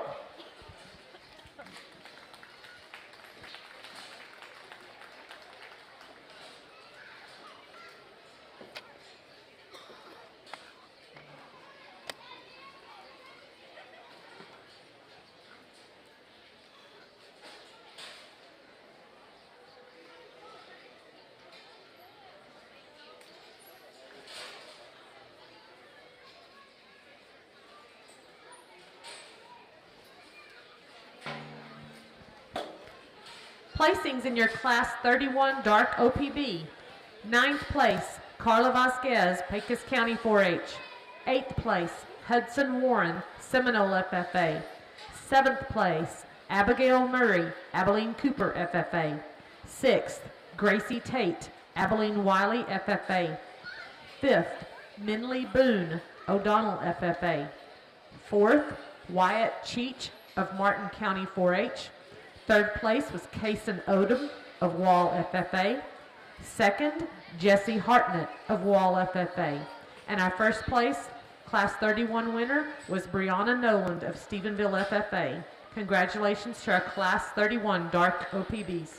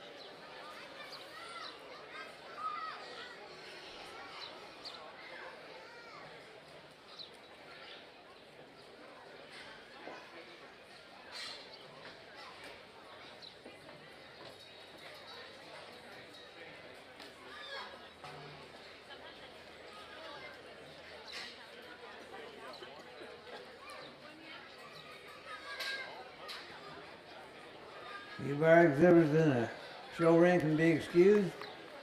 Make sure you turn your weight cars in for the ladies in the ring. Ladies and gentlemen, let's give these exhibitors a good round of applause.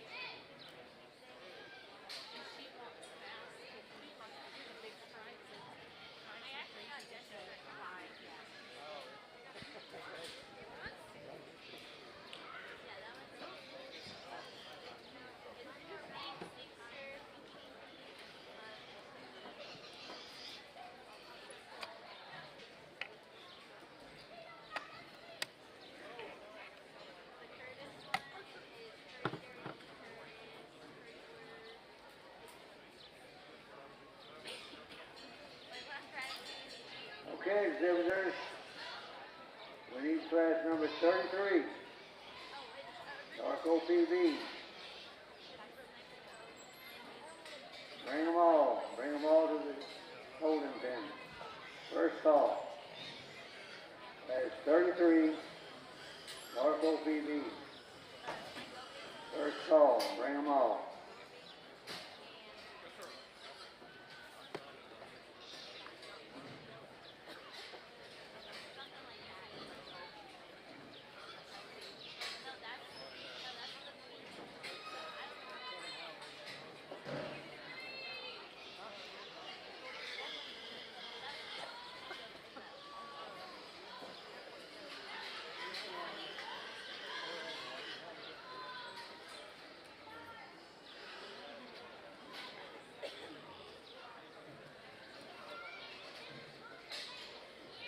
Could I have your attention, please, with Sherry Barrows? Come to the announcer's stand. Sherry Barrows, come to the announcer's stand.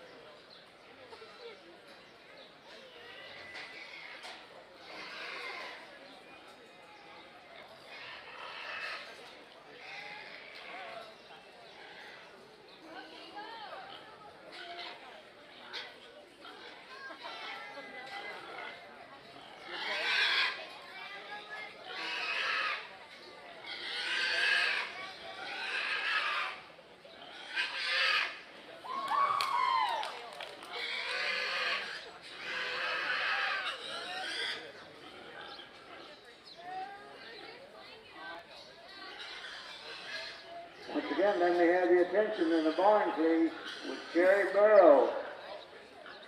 Come to the announcer stand. We've got something here for you, we think.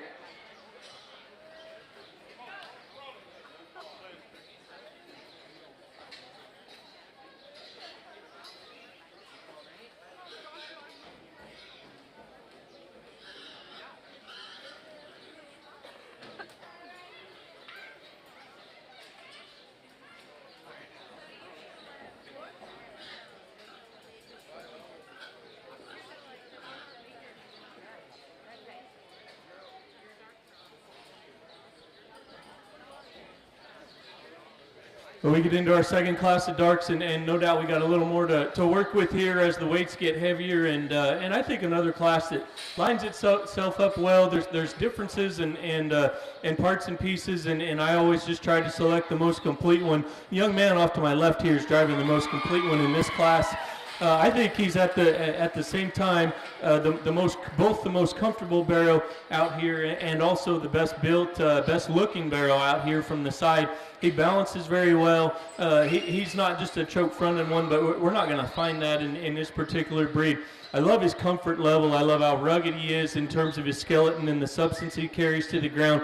You get in behind him, he plants his hock wide and true and square, gets out and handles it like an athlete. And then when you get on top of him, he's fresh and square in terms of his back and his top side. I think a nice place to start. Young man's barrow off to my left that's now in the corner over there is going to be in second.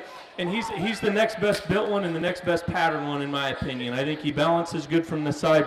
He's not the most tricked out, biggest backed one. He's not the stoutest one in terms of his feature in this class, but I think he patterns well, he balances well. He has enough of those things. He's got a nice back in him. He's got some stoutness of feature to him. He gets out and goes and handles his hip and his hind leg considerably better than our barrow that's going to go in 3.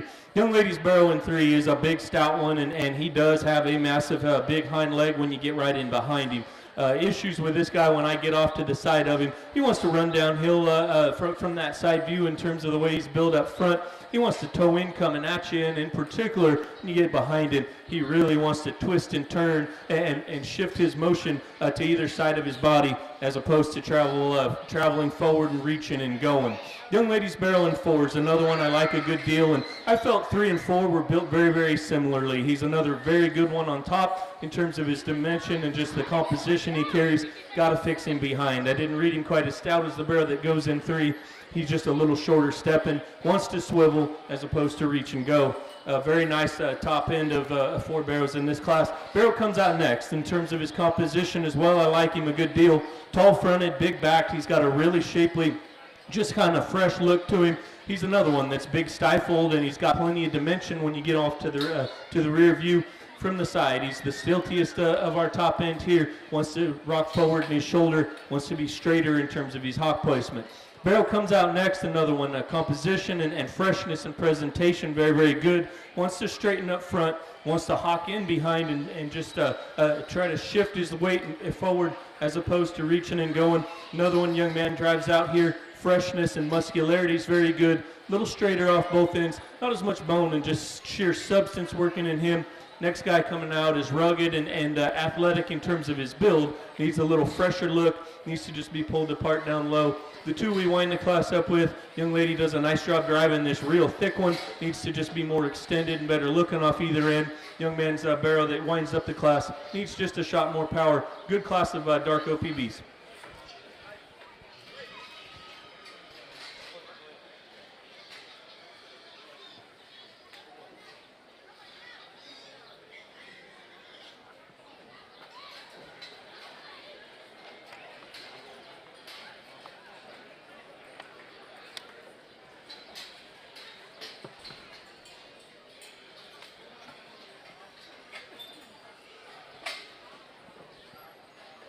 Lubbock Cooper FFA, class 33, and your dark OPBs, we need your barrel.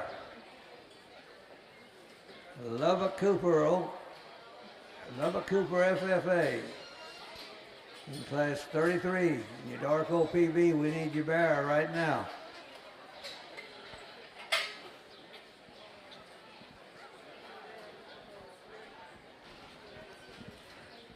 Class placings in Class 32 Dark OPBs. 10th was Blake Rogers of Moore County 4-H. 9th, Madison Dunn, Very Best FFA. 8th, Ethan Anzaldua, Archer County 4-H. 7th, Slade Jeffcoat of Smyer FFA. 6th, Bailey Nickel of Wall FFA. 5th, Lacey Seidenberger of Glasscock County 4-H. 4th, Kinley Cox of Haskell FFA. 3rd, Cashley Dickinson of Canyon FFA.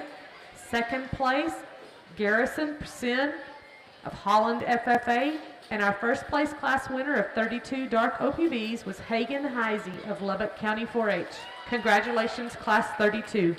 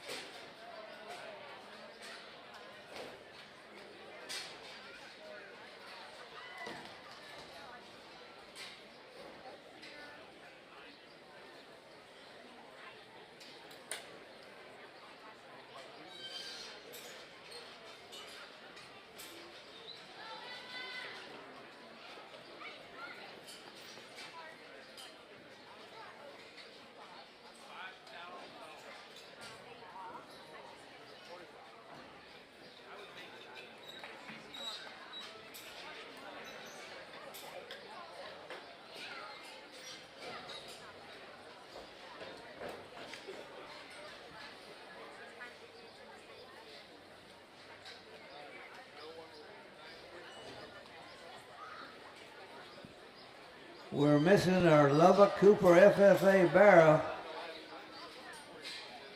If you're in the swine barn, we need it right now. Lubbock Cooper FFA.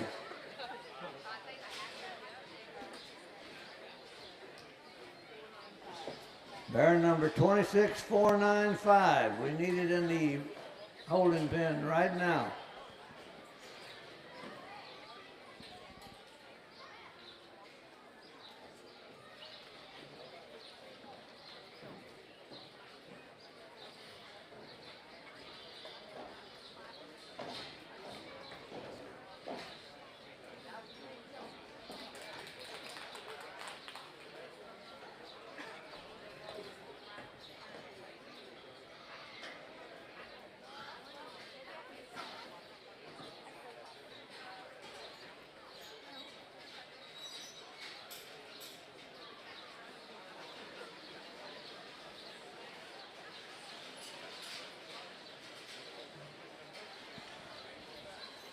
We need a barrel from the Lubbock Cooper FFA. Bring it to the holding pen. You're in this class.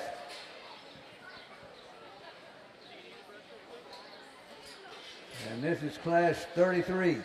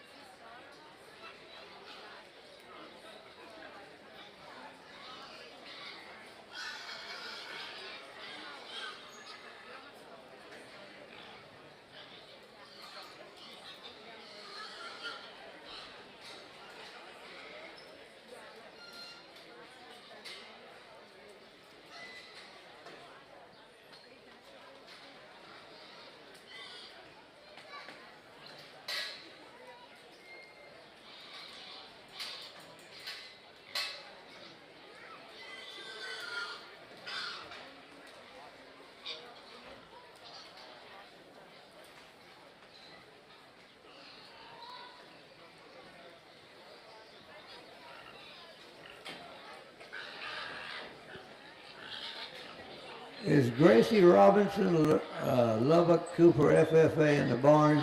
If you're in the barn, come to the announcer stand.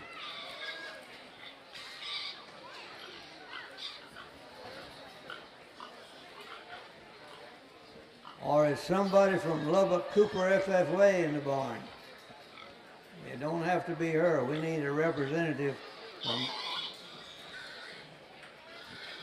the exhibitors in the ring can be excused. Exhibitors, hand your cards in to the ladies in the ring, your weight card. Ladies and gentlemen, let's give these exhibitors a good round of applause.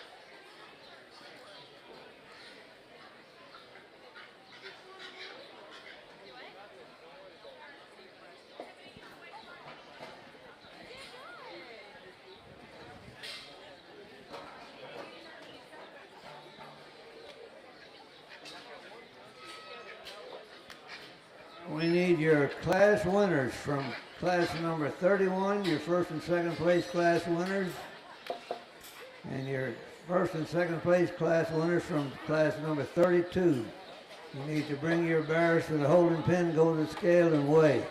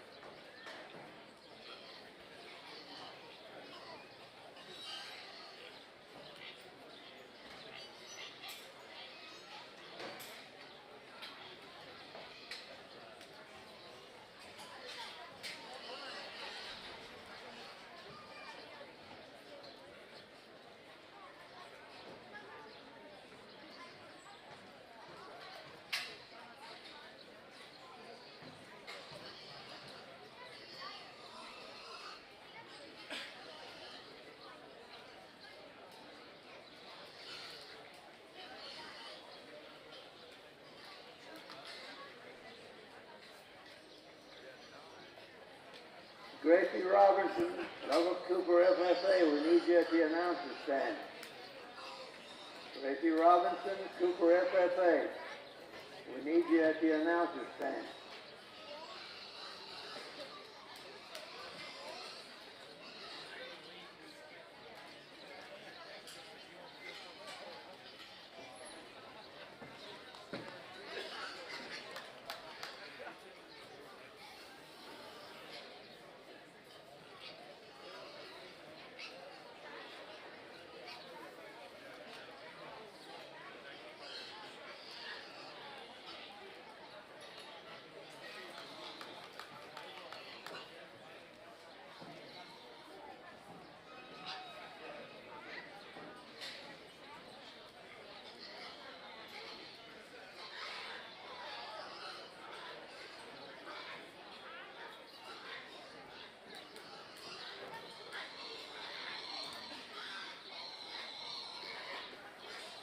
We need that first place.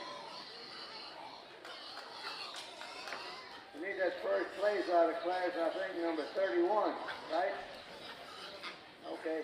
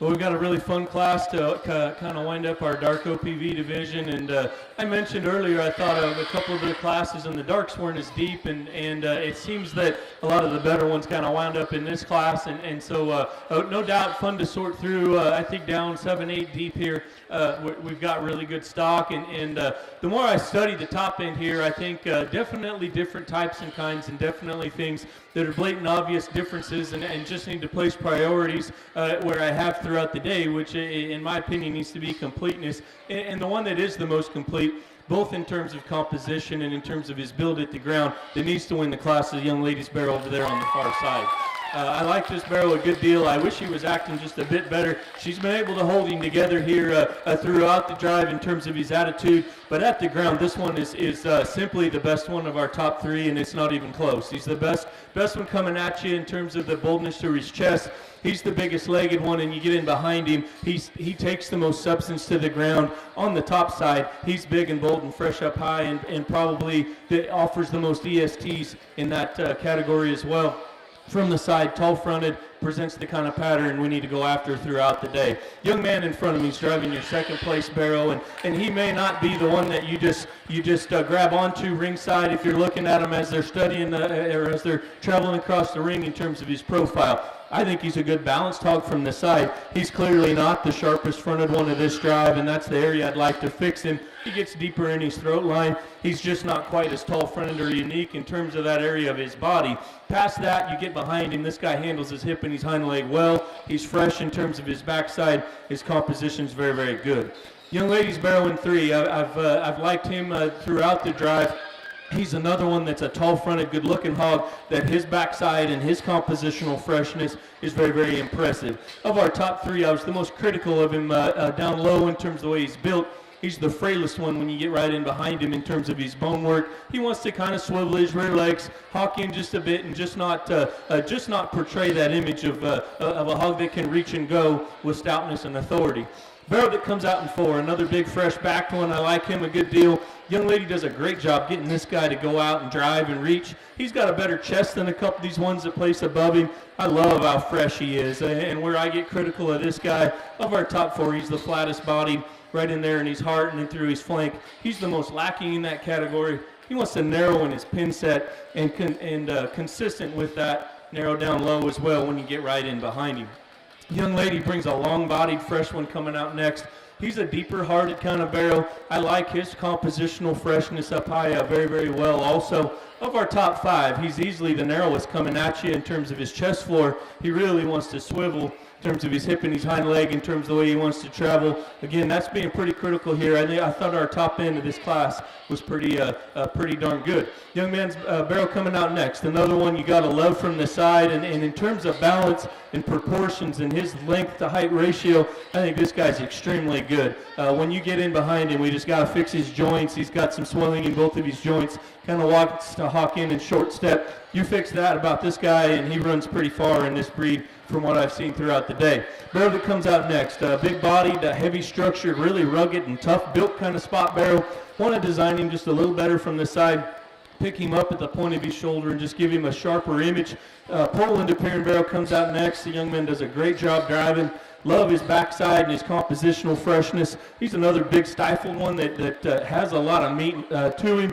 Relative to the rest of the class, we run out of bone work. We run out of just range of motion off either end. The two we kind of wind up with here, a longer reaching, more rugged appearing spot barrel.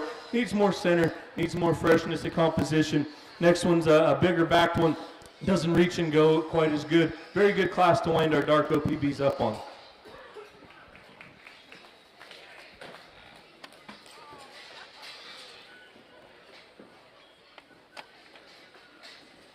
Placings in our Class 33 Dark OPBs.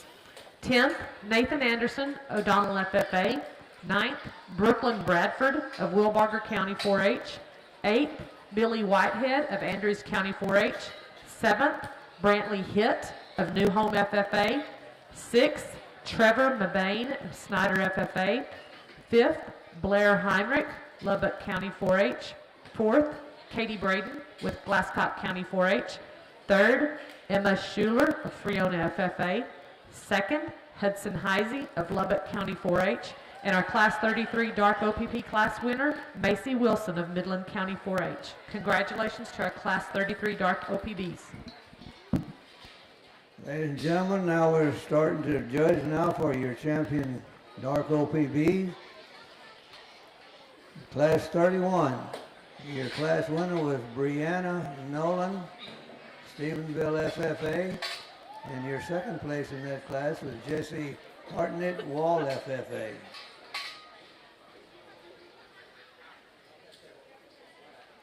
And in your class 32, your class winner was Hagen Hissey, Lubbock County 4-H.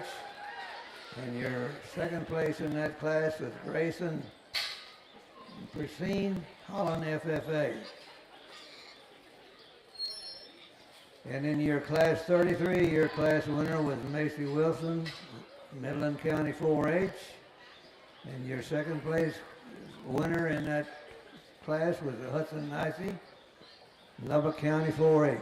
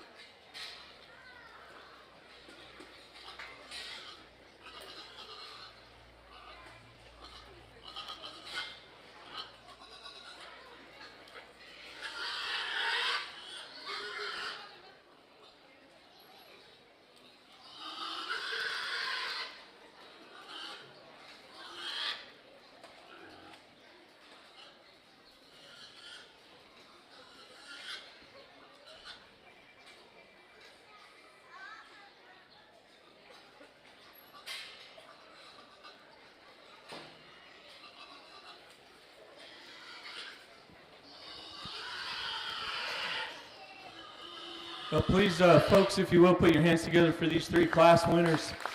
Been a good division, like I talked earlier. I felt those first couple classes maybe didn't have as much depth, and we got lots and lots of good ones in there in that third class. But we bring these three class winners out here, and I'm really, really pleased with how they're built and what they represent.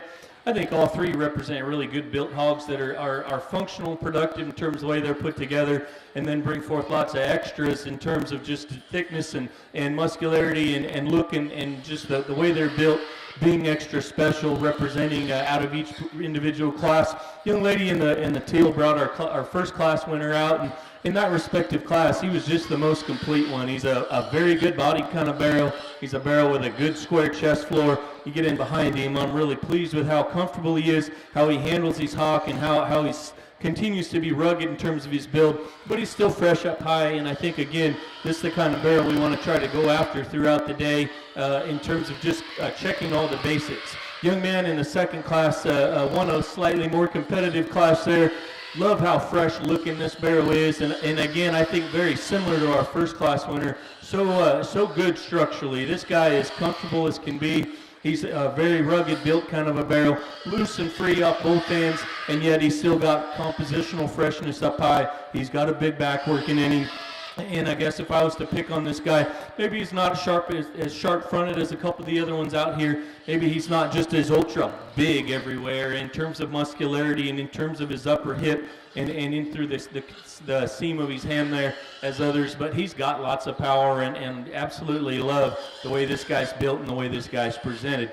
Then we had that relatively tough class we just kind of went through, and we talked lots of differences throughout. And the one I kind of landed on is the young lady's big barrel over there, and he is the one of the three out here that is the outlier in terms of look and in terms of being a barrel that's really tall fronted and presents a bit sharper image. The question is he just complete enough? And that's always what I have at the forefront of my mind. I try to select the most complete animals. Where would I pick on this guy? I think his ham-loin junction could be balanced just a bit better.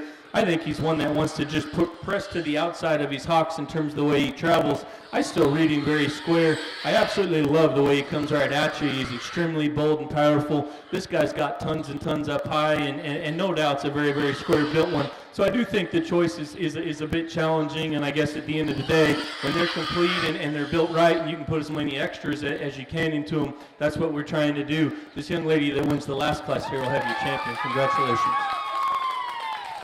There you have it, ladies and gentlemen. Your champion, Darko PB, shown and exhibited by Mason Wilson, Middleton County 4-H. We need to turn out that second place that was in that class. That's Hudson Hisley from Lubbock County 4-H, the chauffeur reserve.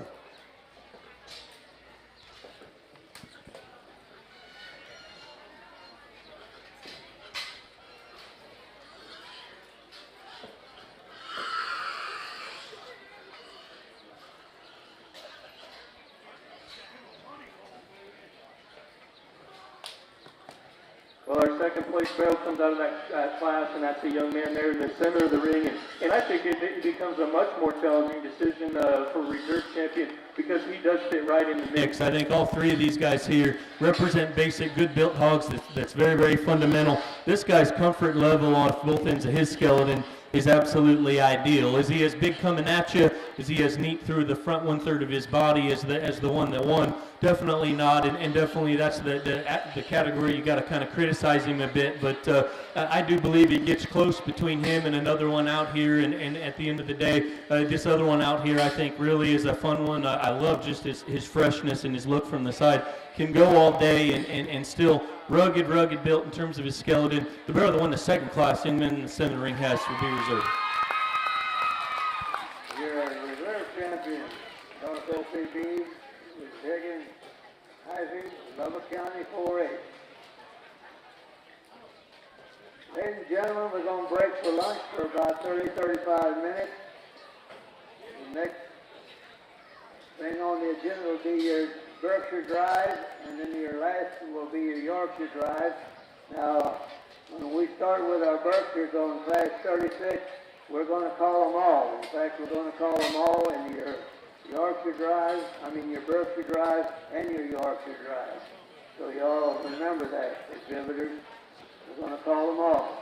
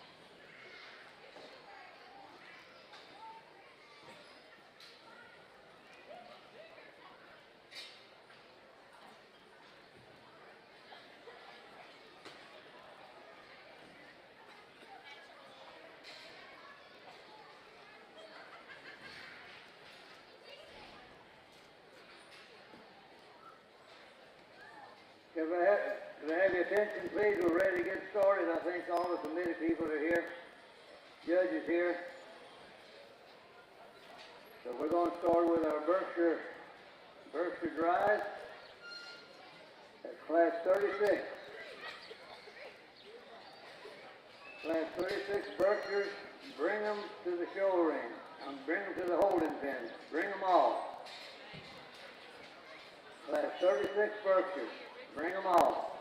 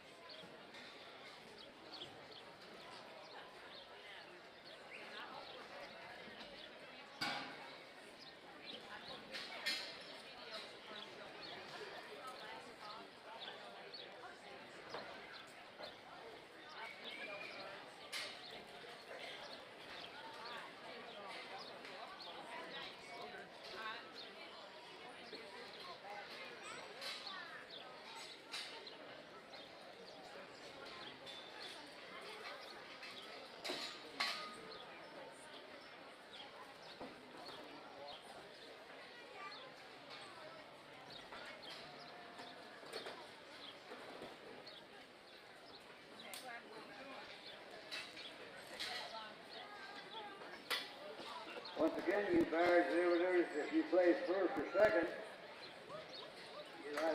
we're drug testing the first and second place class winners. When we name the champion of each breed, well, you'll have to go to the station over here, the drug station over here on the north end of the barn. And also, we need pictures of all your first and second place winners.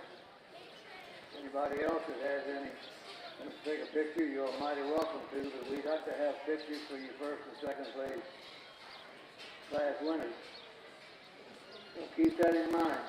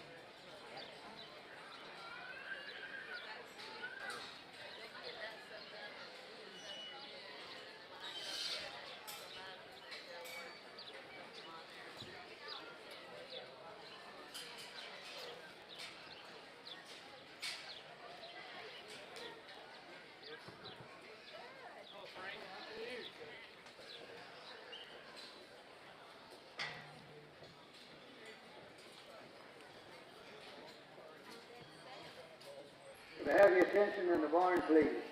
Jeffrey McBride. You need to come to the announcer stand. Jeffrey McBride. We might have something here for you.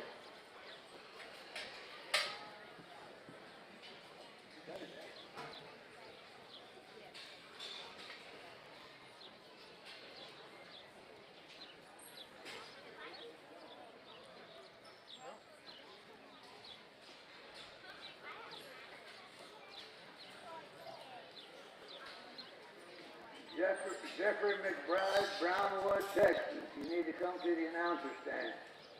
We might have something here for you, if he's identified.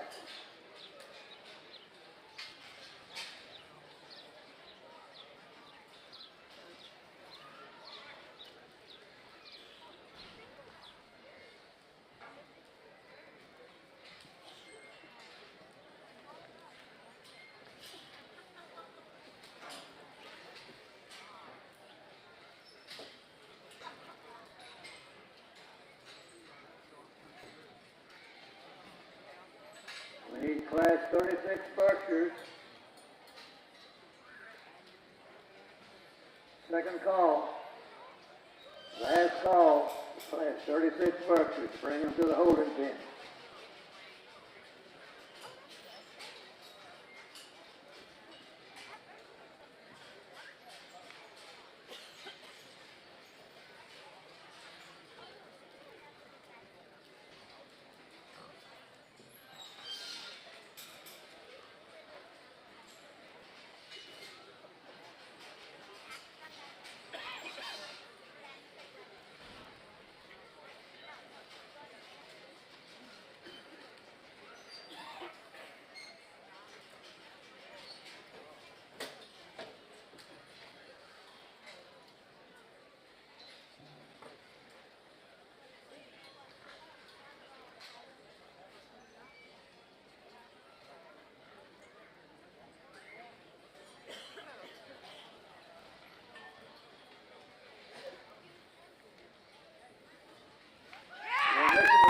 Bear in this class from Moran FFA. Moran FFA. We need your bear. You're in this class, which is class number 36.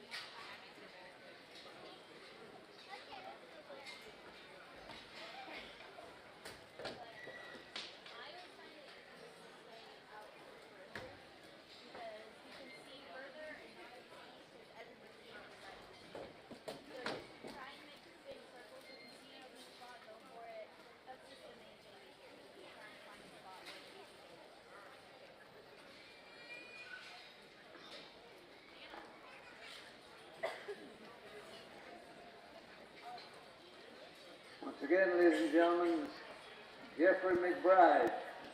If you're in the swine barn, you need to come to the announcer stand. Jeffrey McBride from Brownwood, Texas. Come to the announcer stand.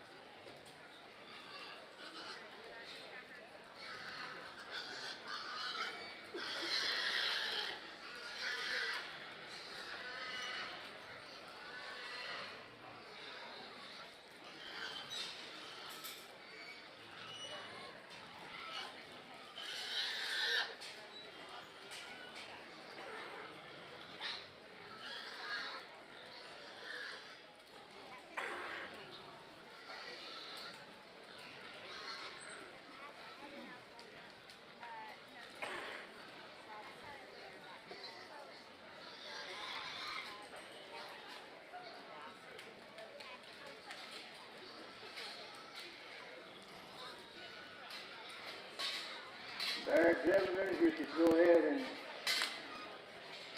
be excused from the show ring. Make sure you give your weight cards to the ladies in the show ring. Ladies and gentlemen, let's give all these exhibitors a good round of applause.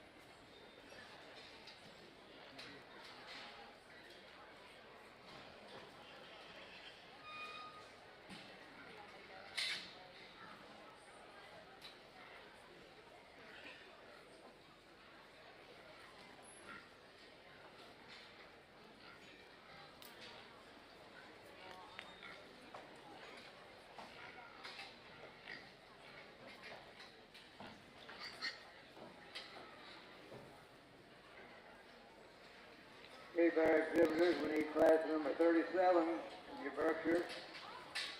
Class 37 in your Berkshire. Bring them all to the holding pen. First call.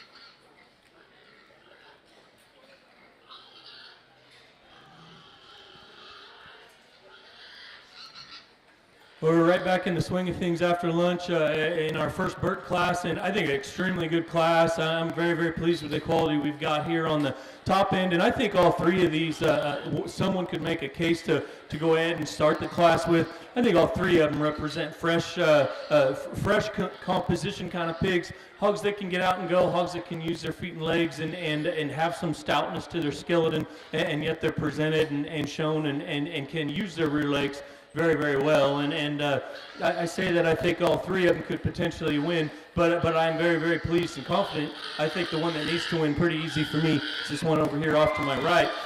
He is the power hog in the class. When you talk about muscle and you get on the very top side of their skeleton, this guy's got the most. He's got the biggest forearm. He's got the biggest blade. He is enormous in terms of what he comes out of his blade with, in terms of the dimension and roll he's got to his top side. He's big in terms of his stifle, and I think he's extremely wide and good coming right at you. You take him to the ground. He's very square off either end and good on his edges. He's not the heaviest bone barrow in the class, but that's a stout barrow that's got show barrow bone and a very, very good look, and I think a very good place to start the class. From there, I think it's a little more challenging. The young lady on the far side in the blue shirt is going to be driving your second place barrow. I like this guy a lot, and his best view for me is when you get in behind him. He's got a ton of power.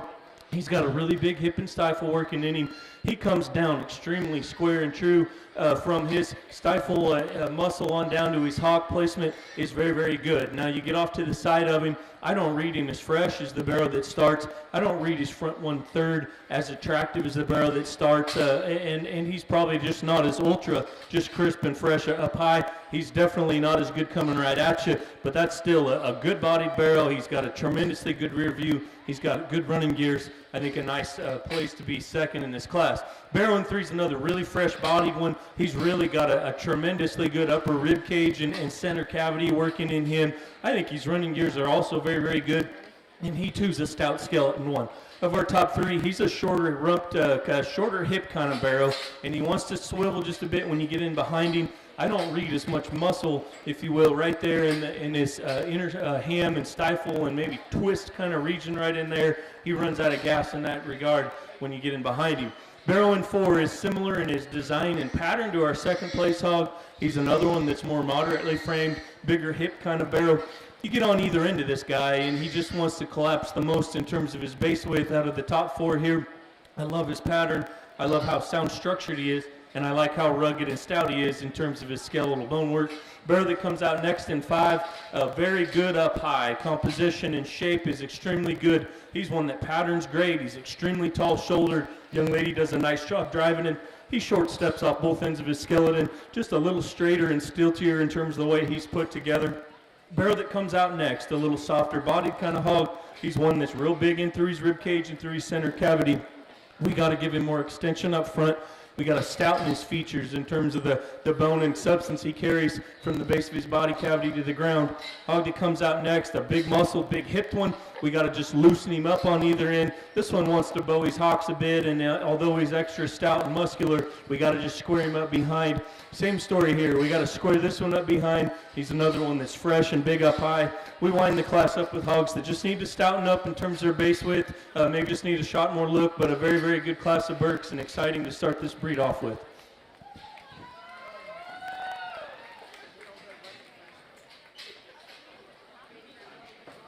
Final call for your Class 37 Berkshire. Bring them to the holding pen. Bring them all. Final call for your Class 37 Berkshire. Bring them all to the holding pen.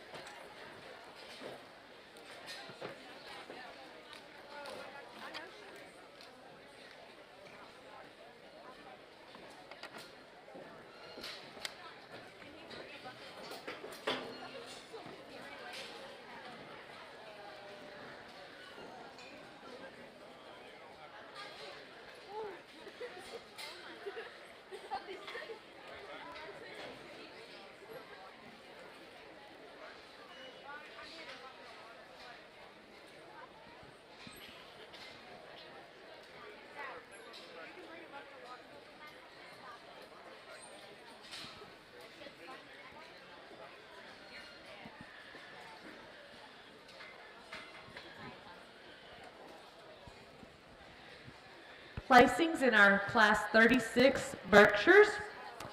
10th place to Addie Hartnett of Wall FFA. 9th place, Hollis Wright of Stephenville FFA. 8th place, Ransley Bates, Potter County 4-H. 7th, Reggie Spencer of Albany FFA. 6th, Rylan Hinojosa of Newcastle FFA. 5th, Reese Sagabell from Fredericksburg FFA. 4th, Kristen Allen of Coahoma FFA.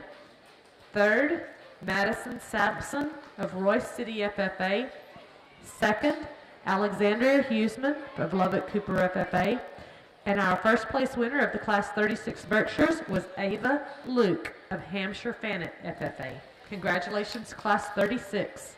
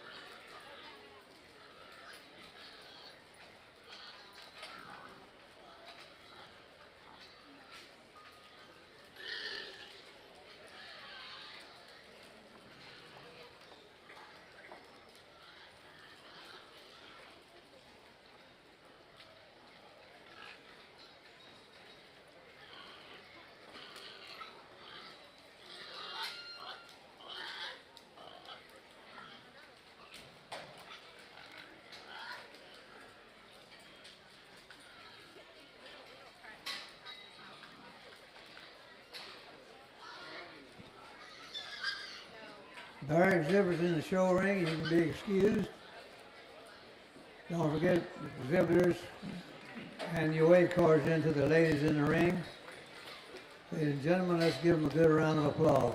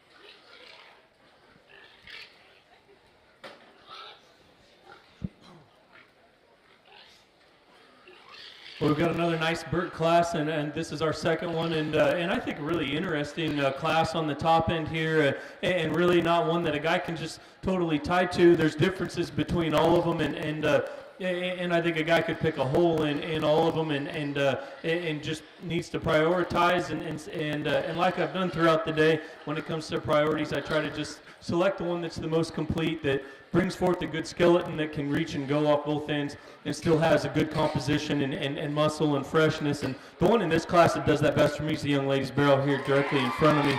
I'll be the first to admit, I want to square him up in his knee. When he comes right at you, I want to give him a shot more extension from his shoulder blade forward. But past that, I think this is the big fresh backed one in this class. I think this one gets out and goes and handles his skeleton well. He's stout featured. He's got some ruggedness and stoutness to his skeleton. I love his center cavity and what he's got working in him there. And I think he's got an advantage over the other two in terms of both being fresh and being square and good built in his skeleton. Second's our young man here off to my left. With the other good build, good pattern one in this particular class.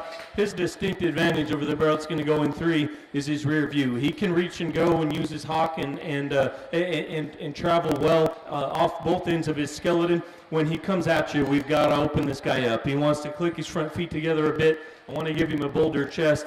I as well just didn't read him as big and fresh and bold through his center cavity as the barrel that starts. No doubt the barrel in 3 does have a fresher look relative to the barrel that just placed directly above him.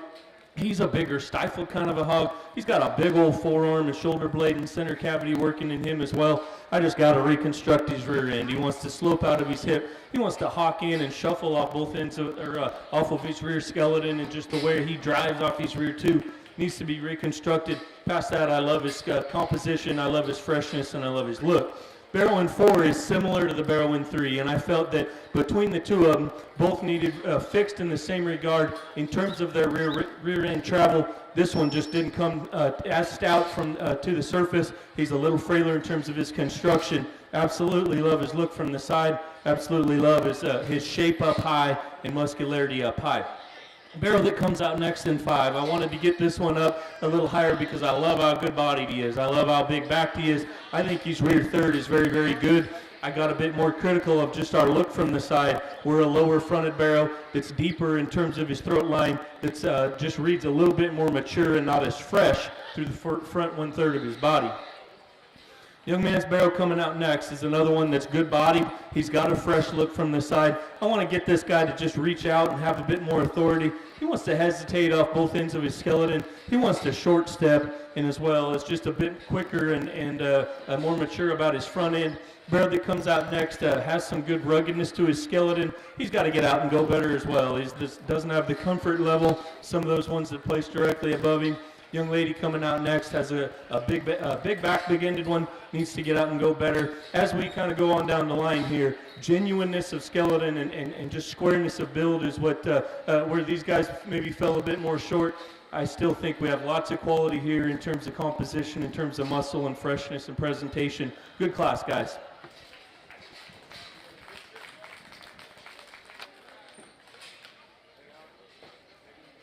Bear exhibitors. We need Class 40 Yorkshires. Bring them to the holding pen. Class 40 Yorkshires, first call. Bring them to the holding pen.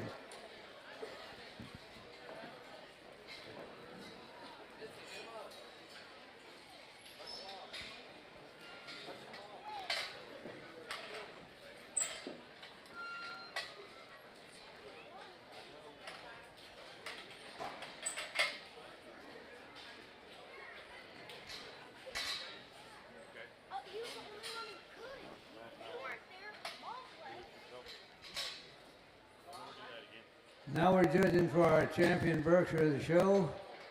The class winner in that class number 36 is Ava Luke, Hampshire Fannin FFA. Reserve champion in that class was, second place in that class was Alexandra Hinsman, Lubba Cooper FFA.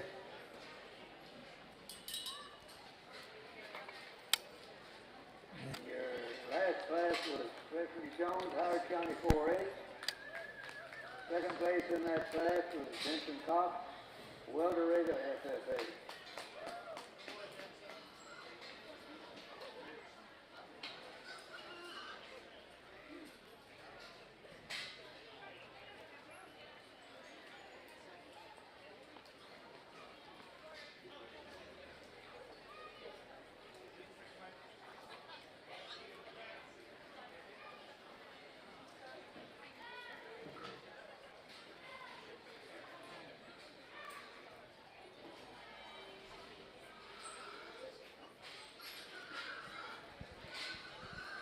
We just had two classes here in the Burke division, but lots and lots of quality throughout. And I'd ask you to please put your hands together for these two class winners. Like I said, throughout both classes, I felt we had some differences and some different pieces to kind of tie to, and there's been some unique animals, and there's been some that, in my opinion, have been more complete than others. And I think both of these represent hogs that's done well throughout the day and throughout the week. Again, in just terms of hogs that are built right and can use their skeleton very, very well. I like both of them, and I guess the difference between them, one of them's just so much square, and he's square in every part of his body, coming at you and going away, and you hear me talk a lot throughout the day about the stoutness that they carry to the ground and the squareness that they have on the ground, and of course the top side of their skeleton's very impressive as well. This one maybe has the most impressive top side of the skeleton that I've seen throughout the day, and you won't hear me get too fired up about that because I think lots of hogs have enough there. This one's is truly exceptional, and he comes with extremely good running gears. Young lady off to my right's got your champion. Congratulations. Your champion, Yorkshire, shown and exhibited by Berkshire, Hampshire, Fannin, FFA. He's turned out that second place as Alexandria Husman from Lubbock County, FFA. Fuel for the reserve.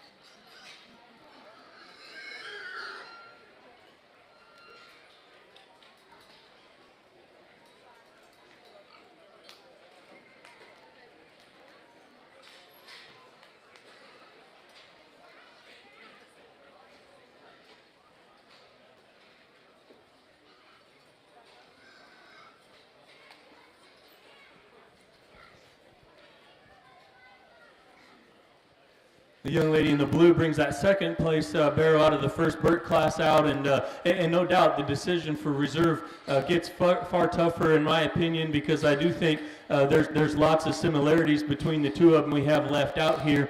Young ladies out of the first class probably brings a little more in terms of just sheer dimension and power, especially up in through his hip and his stifle. He's got a beautiful pin width, and we talked about that in this class, and the way the squareness that he carries from the top of his pins on down to his hock is very, very exceptional. I want to fix him in his chest just a bit. I wish he'd come at me just a little, really not so much in the floor of his chest, but just in his knee and where he kind of sits at the base. I wish he'd be just a notch squarer in that regard. The barrel that won the second class, I think needs fixed in the same area. His knee needs to be a little better. We talked about how big and fresh he was up high.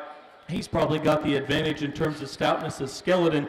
I guess the deciding factor for me is when I step in behind both of them. One of them's just so much more square and correct and good, all the way from the top side of his skeleton on down to the surface. Young lady's second place barrel will be your reserve. Congratulations.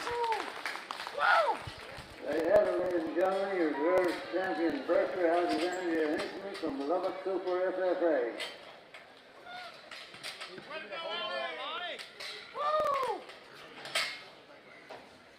It's your second call for your Class 40 Yorkshires. Bring them to the holding pen. Bring them all.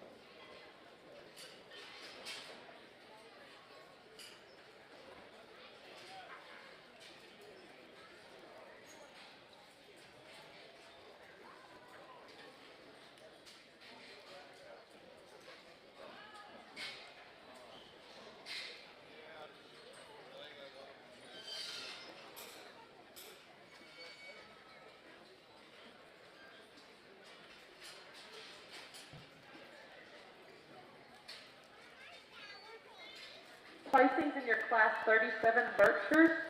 10th place went to B.K. Weaver of Nueces County 4-H. 9th place, Kinley Wilson of Gaines County 4-H. 8th, Sophie Llewellyn of Palmer County 4-H. 7th, Blaze Tomlinson of O'Donnell FFA.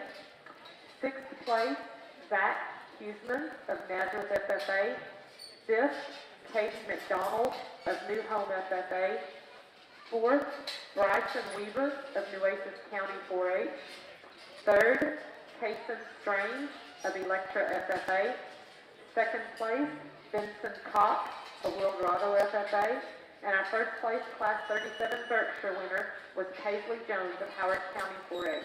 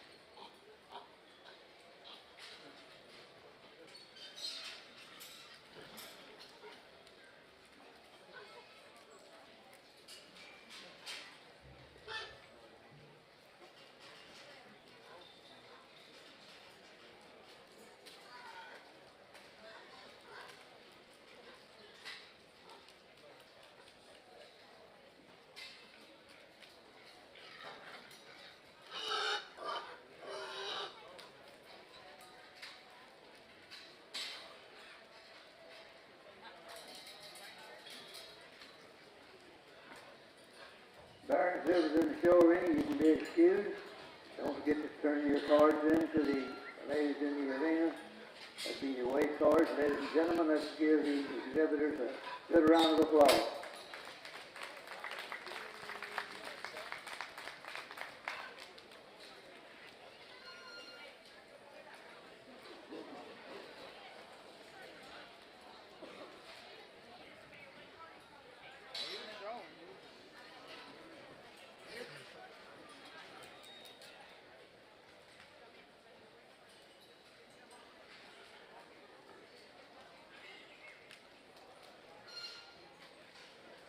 Okay, Barrows exhibitors, we're ready now for Class 41 Yorkshires. Class 41 Yorkshires, bring them to the holding pen, bring them all.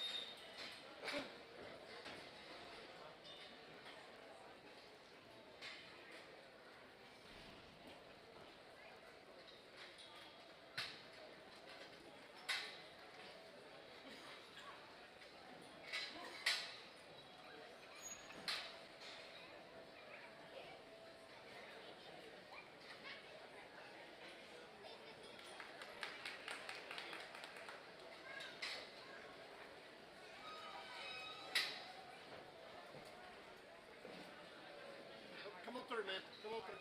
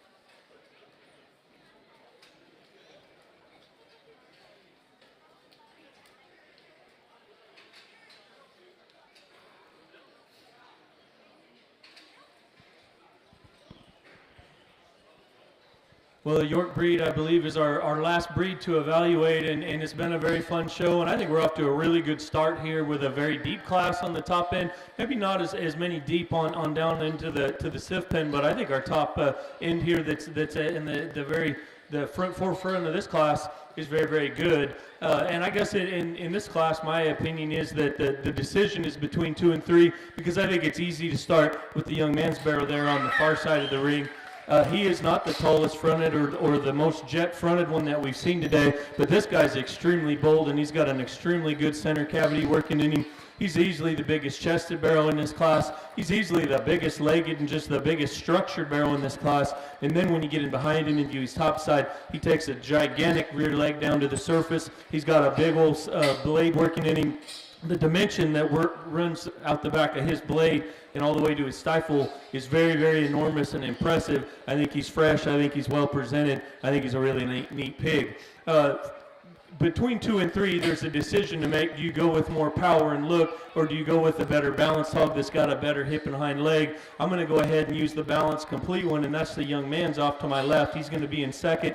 He does get around better than the young ladies in terms of reach off of his rear end. He doesn't offer quite as much up high. He's a fresh backed hog. He's not enormous coming out of his shoulder blade. I think he's got a better pattern from the side. I think his reach and just athleticism off both ends is very, very good. Very freshly presented. Young man does a nice job driving him. I think a very, very good representation of this class to be in second. Barrel in 3, I had him in the barrel in 1 kind of neck and neck throughout. The longer we went, the easier he is to criticize. Of our top 3 out here, he's the flattest in through his heart and just the hollowest in the center part of his body. He wants to rock forward in terms of his shoulder blade, and he's a little bit off in terms of balance from his ham-loin junction standpoint. Past that, you absolutely have to admire the back blade into this guy. Very, very impressive compositionally. He's got big features. He's got good feet and toes. I think a very high-quality animal to be in 3. Barrel in 4 is designed similarly to our second place hog, except when you get on either end of him, there's not as much to him. He's a little bit frailer in terms of his skeleton. He wants to hawk in a bit and just kind of short step when you get right in behind him, and I didn't read him as just athletic as those top 3. Barrel that comes out next in 5, I like a lot too. He's a fresh backed one. He's got good muscle shape. He's another one that's stout featured and has a big stifle laid into him. He wants to rock forward in his shoulder blade a bit. You get in behind this guy, he wants to short step. I don't read him just carrying as much substance to the surface as a few of those other ones. Barrel that comes out next in 6, a good designed one, long reaching off both ends of his skeleton. We need to give him a shot more center. I don't think he balances quite as good. He's a little steeper hip hog that kind of wants to swing his rear too. We come out next with another one that balances good from the side, wants to be straighter off both ends, runs out of power when you get right in on the top side of him, and in particular in through a stifle. Next one comes out very, very big-legged, but he wants to push his hocks and point his toes inward out of his rear too. We wind up the class with a few young mans here is a little straighter off both ends, but has lots of power and genuineness of composition. Really big back fresh one here. The young lady presents really well. Just want to loosen him up off both ends. Good class.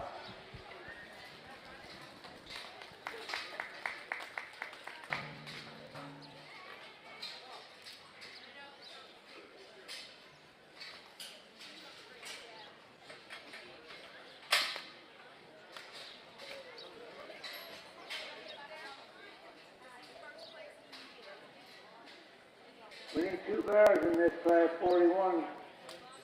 We need Grady FFA and a Wink FFA. You've got a bear in this class. You need to get him to the holding pen. This class 41. Wink FFA and Grady FFA.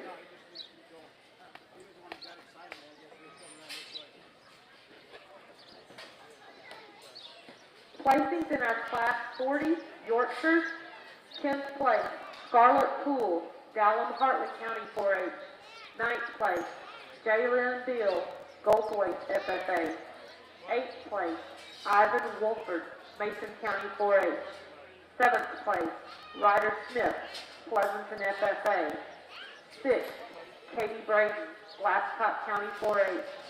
5th, Gracie Tate of Abilene Wiley FFA. 4th, Madison Irwin, Graham FFA.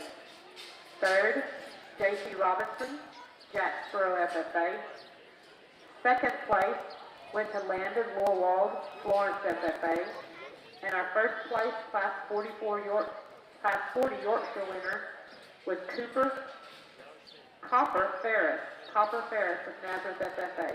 Congratulations, Class 40.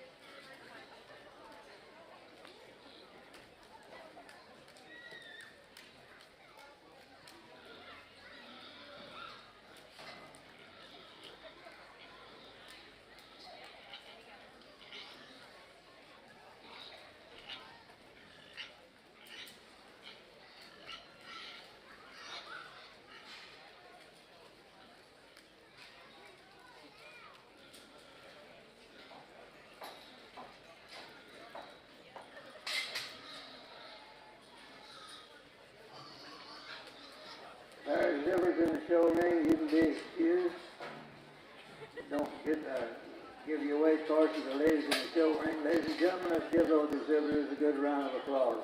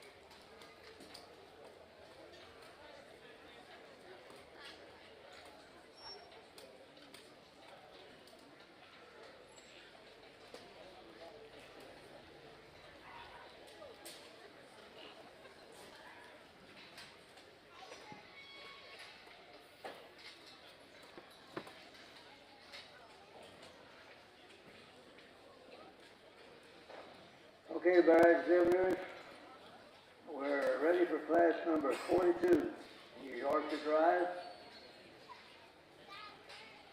Bring them to the holding pen. First call. Class 42 Yorkshire. Bring them to the holding pen. First call.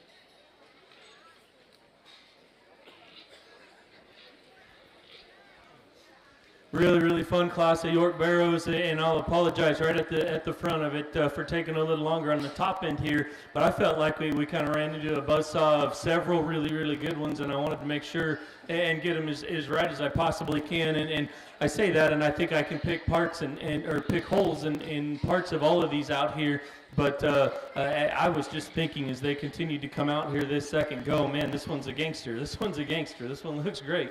And so that's what makes it very, very fun. And I think it is easier when they're all so close in quality to pick holes in them and kind of feel bad pinning a couple of them in this class because I think quality is very, very good. As I break down the top three, it didn't maybe shake out the way I thought it would initially coming out, but the more they drive, the more I think that the most complete one is the young ladies off to my right over here, young lady in yellow shirt. She's driving your class winner.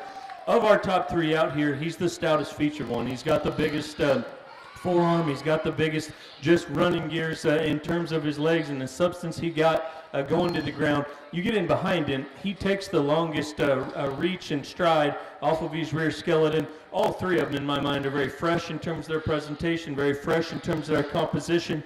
Also, all three of them need to be changed, just coming right at you ever so slightly. This guy's got a tremendously big floor of his chest. I want to change him and just make him a notch wider coming right at you. Is he the biggest bodied one in the whole world? No, he's not. But I think this one suits the class. It just fits as the most complete one in this particular class. Young lady in the gray vest is driving your second place barrel. I like this one a good deal. He was one of my favorites initially coming out the gate. He is so fresh in terms of his composition. His back is extremely big and bold. His upper stifle and rear view, exceptionally good. We compare him to that barrel that wins the class. He's slightly more upright in his shoulder. He short steps just a little when you get right in behind him. That's where I got critical of him. I thought, like I said, very, very competitive class. Barrel in 3 is almost a carbon copy of our second place barrel. I don't read him just quite as stout in his forearm. I don't read him just quite as big and bold coming right at you. He too wants to short step just a bit. His presentation, top side of his skeleton, the composition wise, very, very impressive, and congratulations to the young man.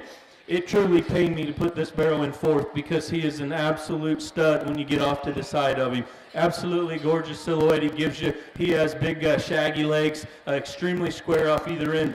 We get in behind him, he just short steps and he gets real narrow at his hock, and that's where I want to change him. He's shorter in terms of his joints, especially from his hock down. He's a little tighter in his hem-loin junction. Absolute stud from the side, presented to a T. My compliments to the young lady. Same story for our barrel here in 5, and I guess I got the most critical of his rear running gears. Absolutely killer from the side. We got to fix him in his knee. We got to fix him in terms of his hock placement. Very, very elite top end of Barrows in this particular class. Barrow comes out next in 6. Young man does a great job driving. Another one, I think his presentation is spot on. He's big and fresh up high. He wants to be the frailest when you get right in behind him in terms of his rear bone. He wants to hawk in just a bit and short step when you get right in behind him. Big, burly, stout one coming out. This is a meat and potatoes kind of barrel. Really good center body, really good forearm and heaviness of structure. Not as much look in this guy, not as much freshness or boldness when you get on the top side of his skeleton.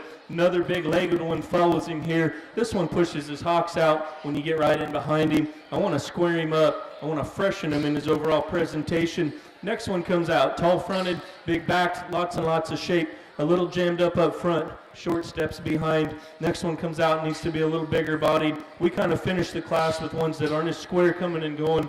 Like I said, another a very, very good class of York Barrows, and it's been fun.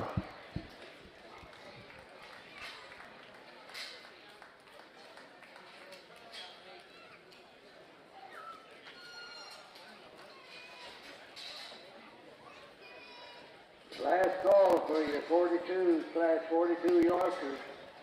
Last call for your 42/42 Yorkshire. Bring them to the holding pen, bring them all.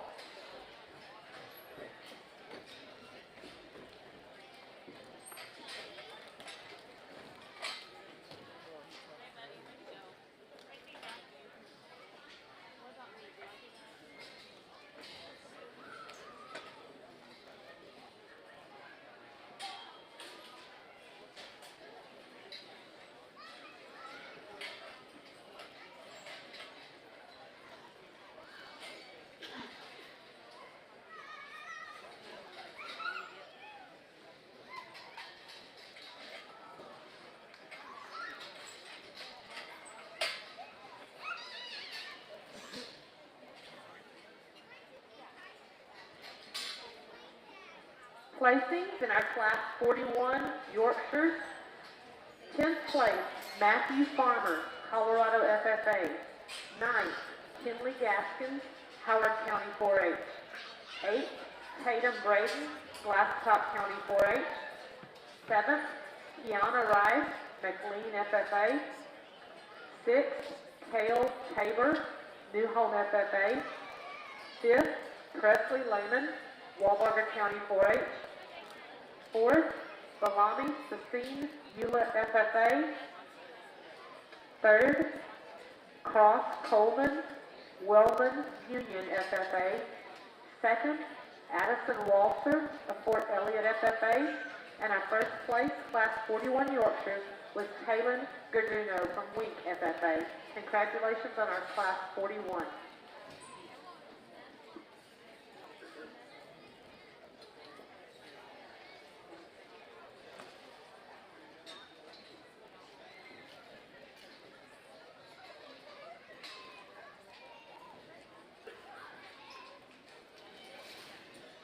At this time, you individuals that are donors here on these champion and reserve champion buckles,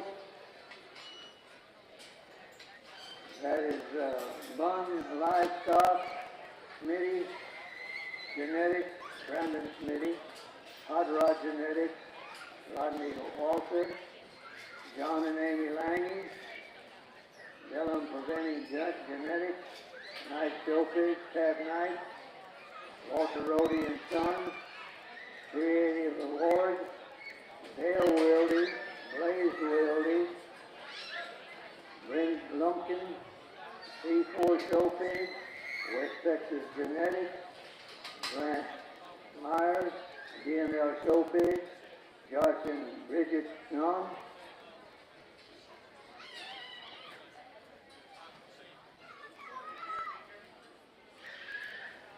Clarence and Mary Smith, Erwin and Gloria Schwartz, Schwartz Livestock, Schwartz Boys Produce. If y'all in the barn, you need to kind of maneuver right over here to the podium or to the announcer stand where we can kind of go over the preliminary, because y'all will be giving the buckles to the champion and reserve. You donors are going to be doing that in the show ring. So if you're present, come over here to the announcer stand so we know that you're here, and those that are absent, we'll try to get someone in their place to present those buckles. So we need to know who all's here. If you would, we'll just come on up.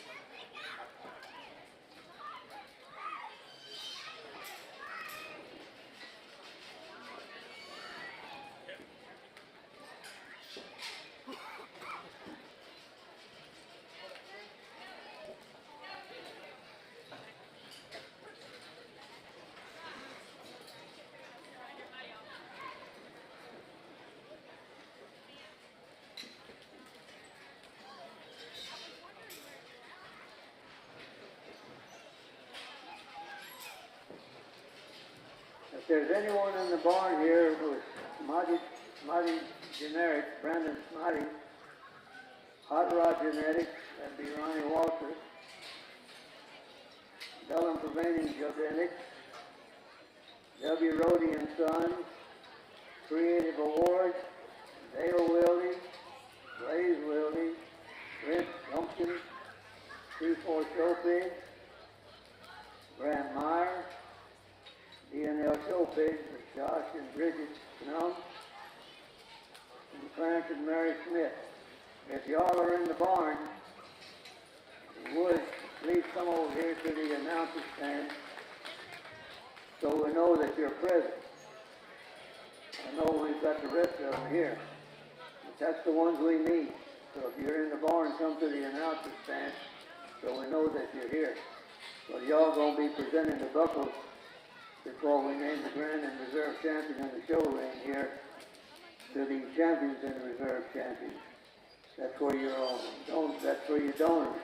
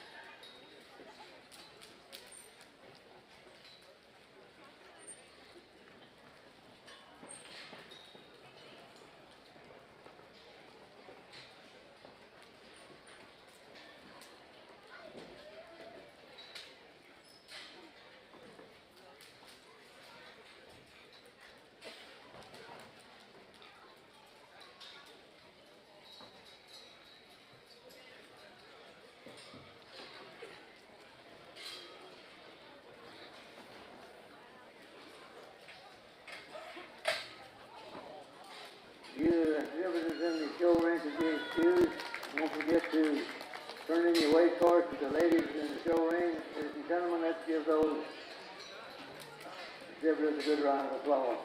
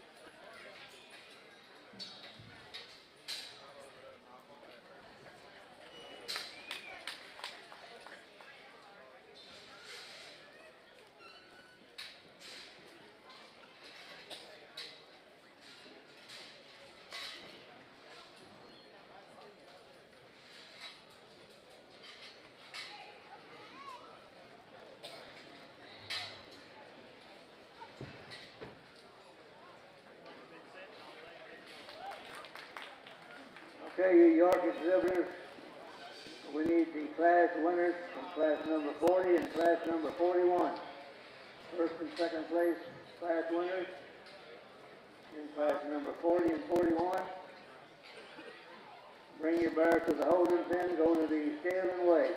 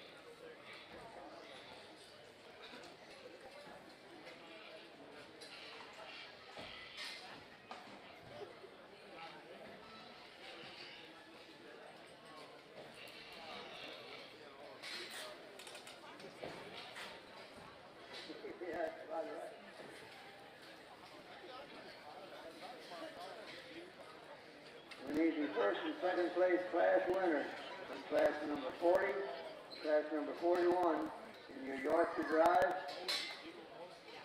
You need to come to the holding pen, go to the scale and weigh.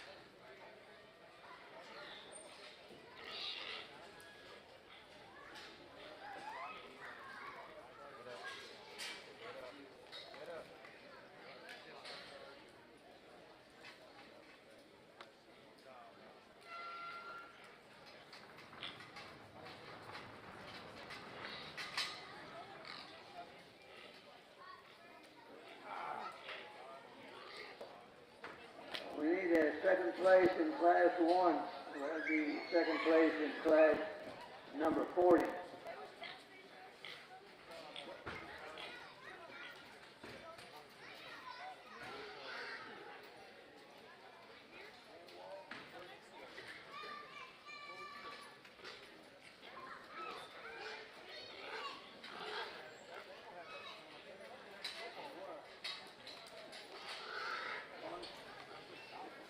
We need Landon Airwall from Florence FS Lake. We need your second place Barrows.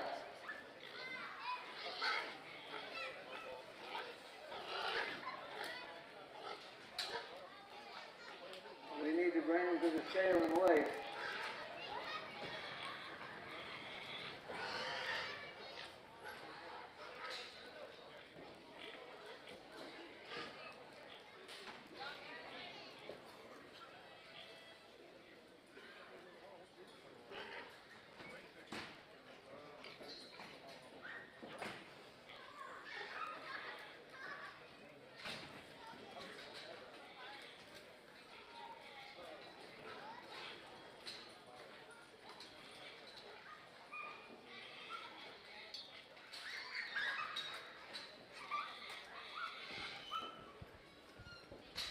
Well, the last class of the day is upon us, and it's been a very, very good one. I continue to be extremely impressed with these Yorks as the day has gone on, and in particular these top three here. I think really all can do a lot of things and cover a lot of boxes, and yet still are outliers and are unique and are neat in terms of the way they're put together. The one that suits me best, the young man in the pink shirts here off to my right.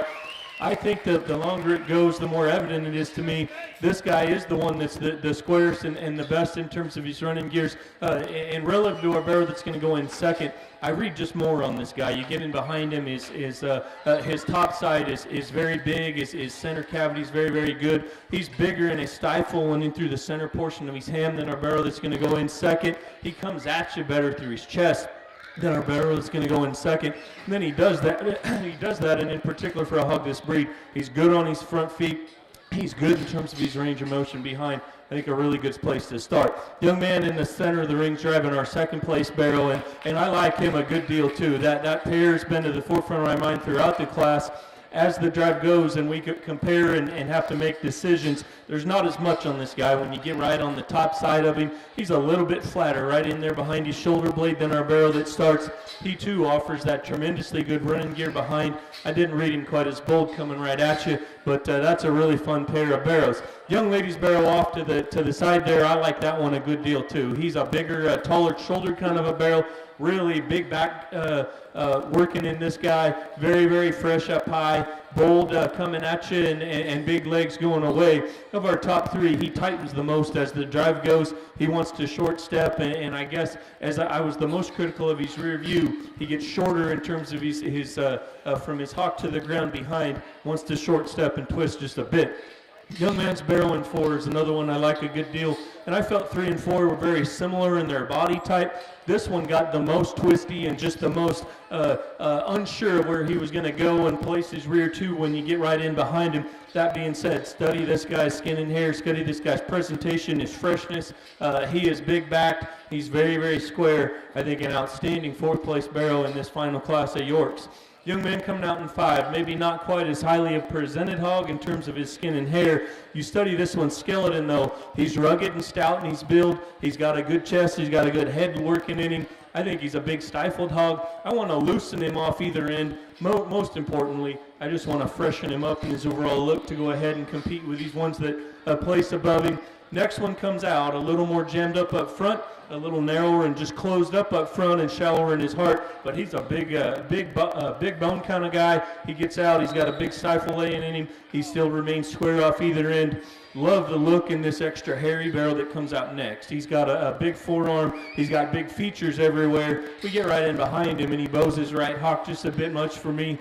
I don't think he comes at you as bold as he needs to go ahead and move on up in this class. Young lady in the pink Barrow comes out next. Long strident kind of Barrow, very square off either end of his skeleton. Not as much to him, in particular in 3 center. We kind of wind up with some hogs that give up squareness of build maybe aren't quite as bold or just as fresh in terms of their makeup.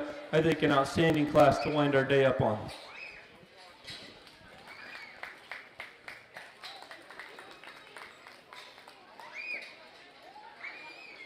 Placings in our Class 42 Yorkshire. 10th place, Jagger Monroe, Iredell FFA. 9th, Logan Lane, Winkler Loving County 4-H. 8th, Hallie Heinrich, Lubbock County 4-H. 7th, Layman Lindecue, Sydney FFA. 6th place, Addison Ruiz of Seminole FFA. 5th, Levi Henderson of Baylor County 4-H. 4th, Jaden Madewell, Levelland FFA. 3rd was Cindy Smith of Midland County 4-H. In 2nd place is Tristan Trout of Fort Elliott FFA. And our 1st place Class 42 Yorkshire went to Jace Ollie of Pleasanton FFA. Congratulations, Class 42. Ladies and gentlemen, we now will be judging for your champion York of the show. In Class 40, your class winner was Super Ferris from Nazareth FFA.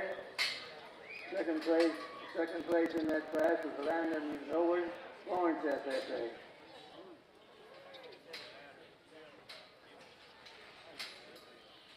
In Class 41, the class winner was Galen Granado, Wink FFA. Second in that class was Ashton Walker, Fort Elliott FFA.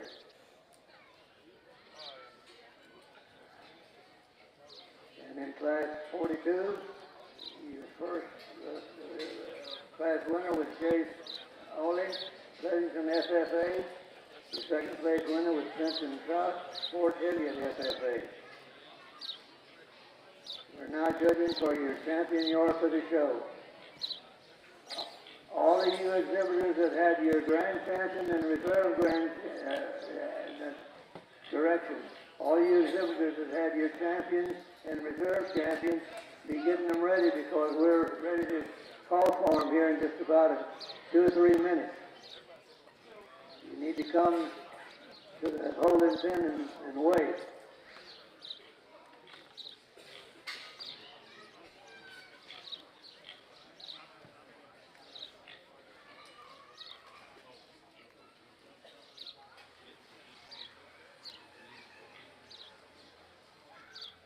All you exhibitors that had your champions of the breed and reserve champions of the breed, you need to come to the holding pen and wait.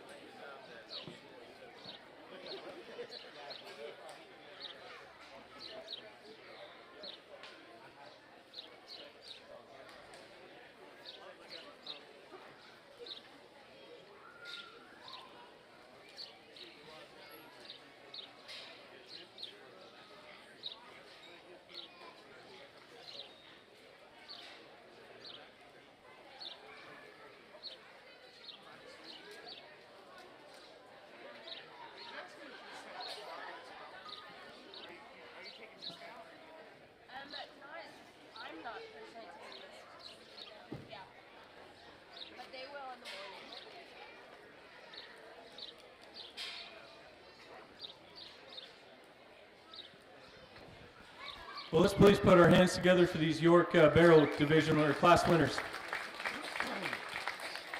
I feel like a broken record here with every class in this division. I've been very pleased and just very, very content with the quality and not to take anything away from the other breeds. We've seen great hogs throughout the day, and of course we did as well on Tuesday. I felt each class in this York division here had some real outliers and had some things that a guy could get really excited about. And then when we bring the 3 class winners back in here, I just get really, really pleased. And they're different in their types and kind. We talked about the young man's Barrow off to my left that won that first class. I really like that hog, and I really appreciate him for what he is. That hog may not be the tallest fronted one or just the biggest framed one that we've seen today, but he's all meat. He's extremely bold coming at you. He's probably the best chested one of our three out here. He's probably the best centered one of our three out here as well. His rib cage and his center cavity is very, very good. His rear bone is immense, and it's clean, and it functions well. His rear leg gets out and moves good. I guess the question mark with him is he enough in terms of extended up front? Does he have enough extension there? He's a little deeper throated kind of a barrel. Of our three out here, he's no doubt the shortest legged and just the quickest in his maturity pattern, but you have to really admire lots of really fun things about him. Young lady in the yellow drove the second class winner in this division, and that class I felt was 5 or 6 deep in terms of real good ones. He surfaced because he was the stoutest one, and that was bold and big up high. He's one that does have more extension up front. We talked about wanting to change his chest, or not so much his chest, but his knee, and that view when he comes right at you. You get in behind him. I'm really pleased with that view. He's big-legged. He comes to the ground good and square. He's maybe not the longest striding one of them. I guess of the three of them out here, I think he maybe is the least fresh in terms of his just overall appearance, in particular from his shoulder forward. Again, that's getting really picky here, but we have to be picky because the quality we've got to work with is so good.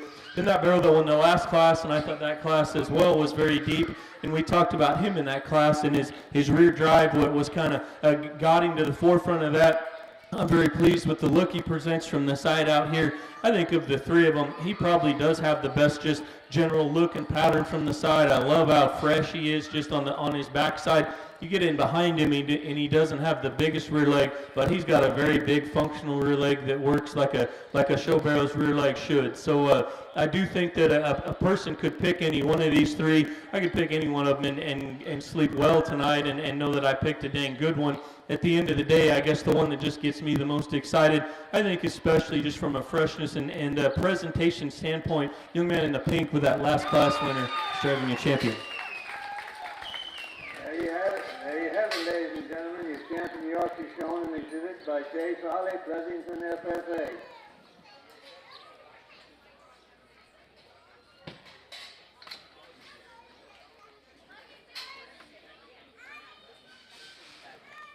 We need to turn out that second place, which was Tristan Trout from Fort Elliott FFA, to show for reserve.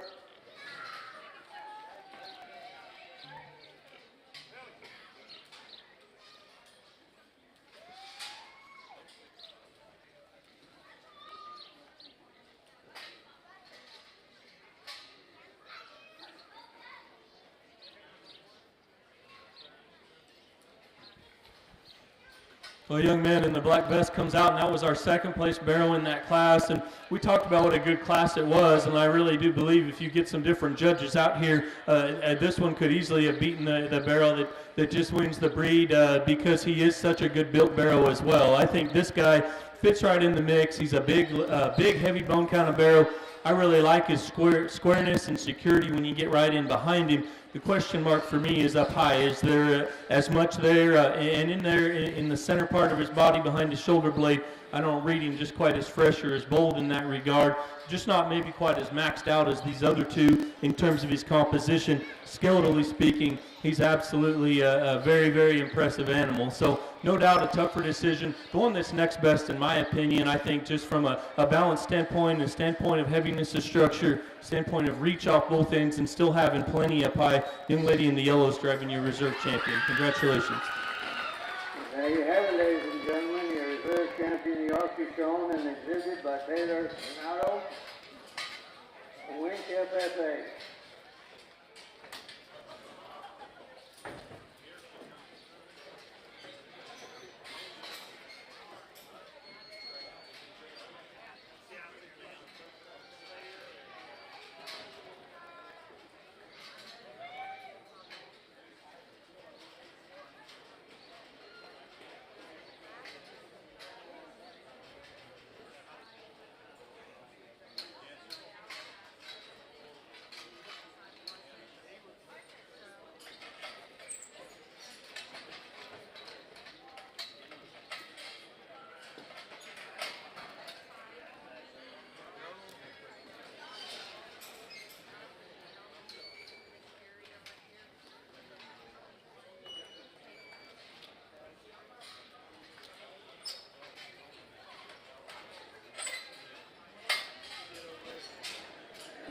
gentlemen, all you, we want to announce all you buckle donors. You need to come to the announcer stand and line up to present these buckles to these champion and reserve champion Barrows. Please come up right now. Just line up over here behind the announcer stand. We'll get you lined up.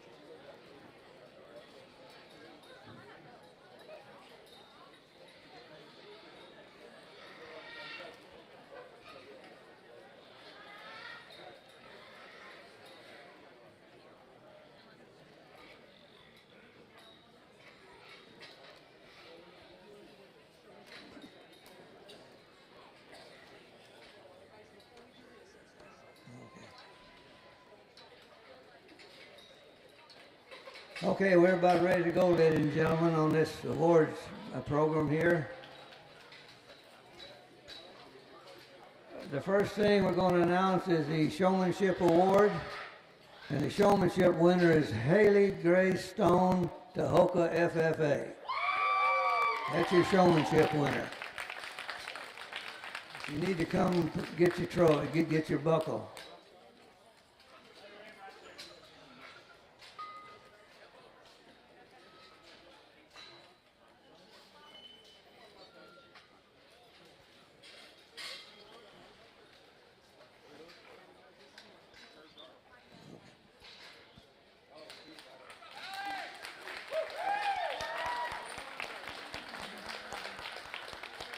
Okay, now we're ready now for your champion and reserve champion buckles. Your champion hamp, shown and exhibited by Cass Morgan, Sterling County 4-H. And presenting that trophy, the buckle, excuse me, for the champion Hampshire is Munn Livestock by Casey Munn.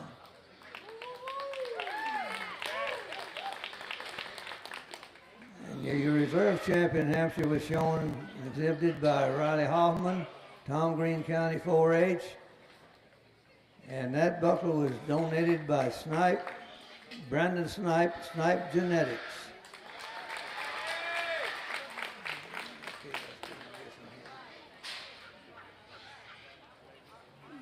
Your light cross buckle was donated your champion cross, light cross, exhibited by Archer Albright, Potter County 4-H.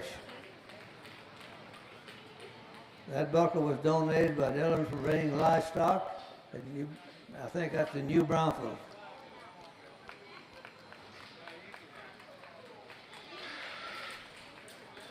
Your reserve champion light cross, shown and exhibited by Blake Williamson, our FFA. And that buckle was donated by Knight Show Pigs by Tad Knight.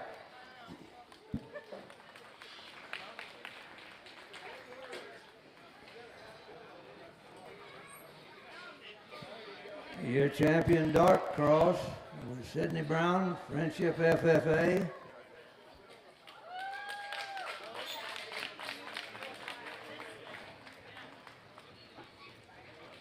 And that buckle was donated by Hot Rod Genetics, Ronnie Wasser. And Abigail Albright was reserve champion dark cross from Potter County. And that was donated by John and Amy Lange.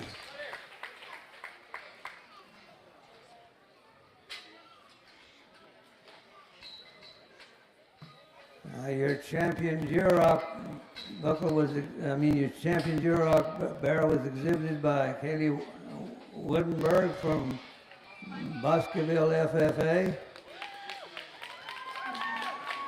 And that buckle, that buckle was donated by Walter Rohde and Sons.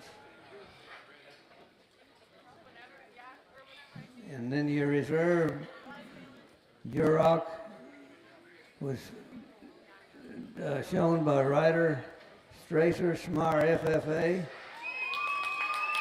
And that buckle was donated by Creative Awards.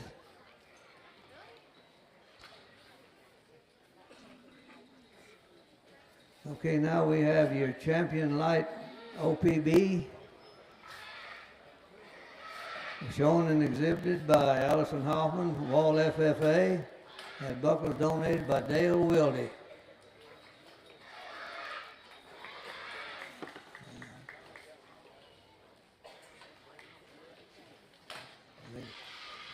Your reserve champion light OPB was shown and exhibited by Carla Vasquez, Pecos County 4-H. That buckle was donated by Blaze Wilde.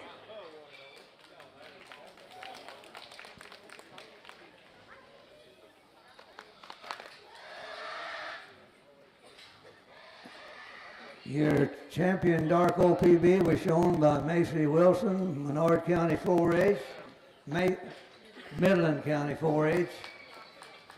That buckle was donated by West Texas Genetics. And your reserve champion, dark OPB, was shown by Hagen Heisey, Lubbock County 4-H. And that buckle was donated by Grant Meyer.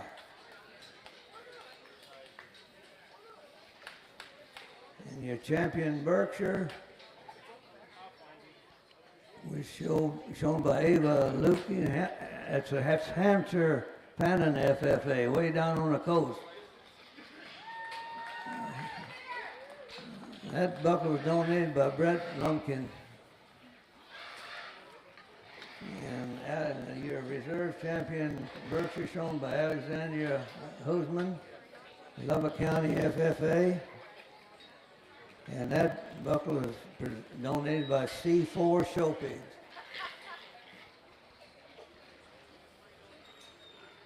Your champion Yorkshire was Jay Solly, Pleasanton FFA, and that buckle was donated by DNL Showpigs, Josh and Bridget Gnome.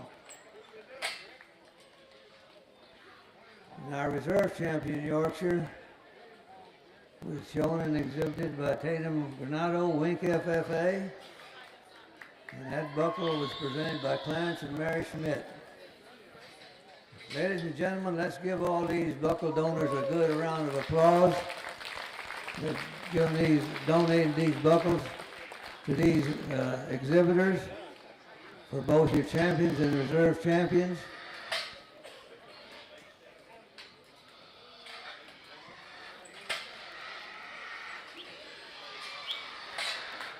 And at this time, while everybody's here, he has one more duty to do, and that's a real big duty, and that's to name our grand of the show. But let's give our judge a good round of applause for placing these. And also our swine superintendents, that's Dale Wilde and Frankie Wilde and Cole Mikulik, Frankie Swartz. I'm just recognizing you. Yeah, that's Dale and Frankie Swartz, and we got Cole Mikulik as our superintendents, and all of the, I tell you what, all of the swine committee, y'all need to give him a good round of applause.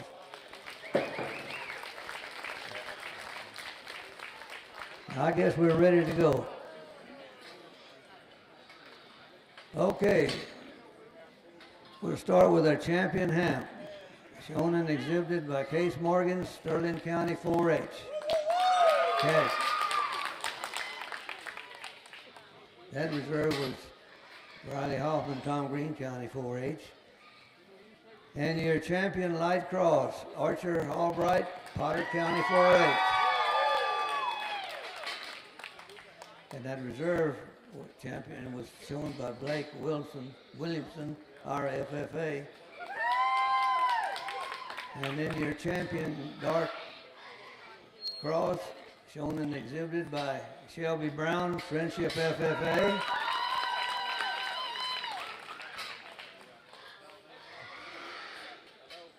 And your reserve champion cross, dark cross, shown by Abigail Albright, Porter County 4-H.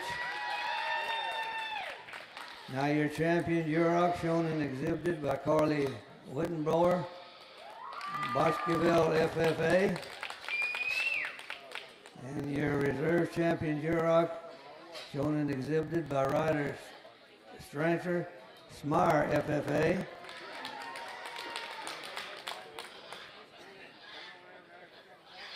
Your champion light OPB, shown and exhibited by Allison Hoffman, Wall FFA. The reserve champion light OPB, shown by Carla Vasquez, Pecos County 4-H.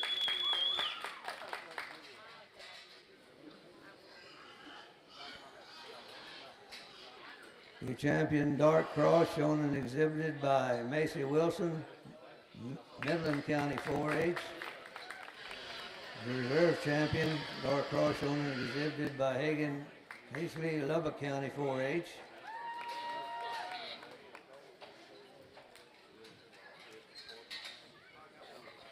Your champion, Berkshire, shown and exhibited by Avery Lupke, Hampshire, Fannin FFA.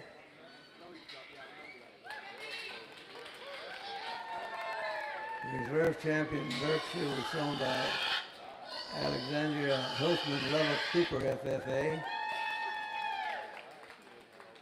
And then your champion, Yorkshire, shown and exhibited by Jace Ollie, Pleasanton FFA. And your reserve champion, Yorkshire, shown and exhibited by Tatum Granado Wink FFA. That is your champions and reserve champions, ladies and gentlemen, of the 91st Annual Barrows Show here at San Angelo.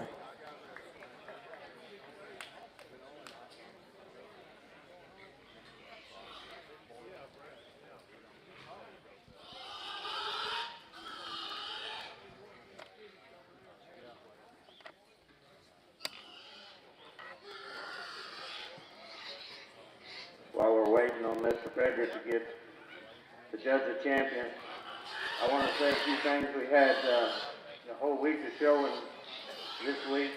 We came in, we had the two largest guild shows we've ever had. We've had Dale and Blaze Wilde here with Superintendent Malone. I want to thank them.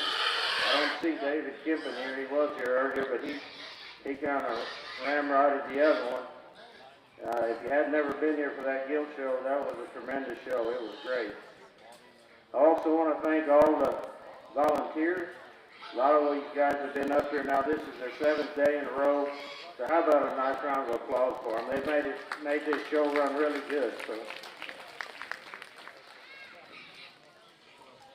I also want to thank all you exhibitors and parents for taking the time to come to San Angelo. You know, when we're doing this, we're not the biggest show in the world, but we sure want to treat you the best, and hopefully when you leave here, you think that this is a show you want to come back to. So thank you all for coming.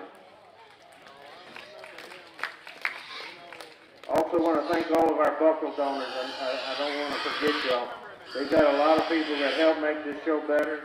Those buckles we give are donated by breeders and businesses just to help make our show better. So if you happen to win one of those, if you've got a chance to send them a thank you card or something, it'd be greatly appreciated. So thank y'all for coming. We'll see y'all next year.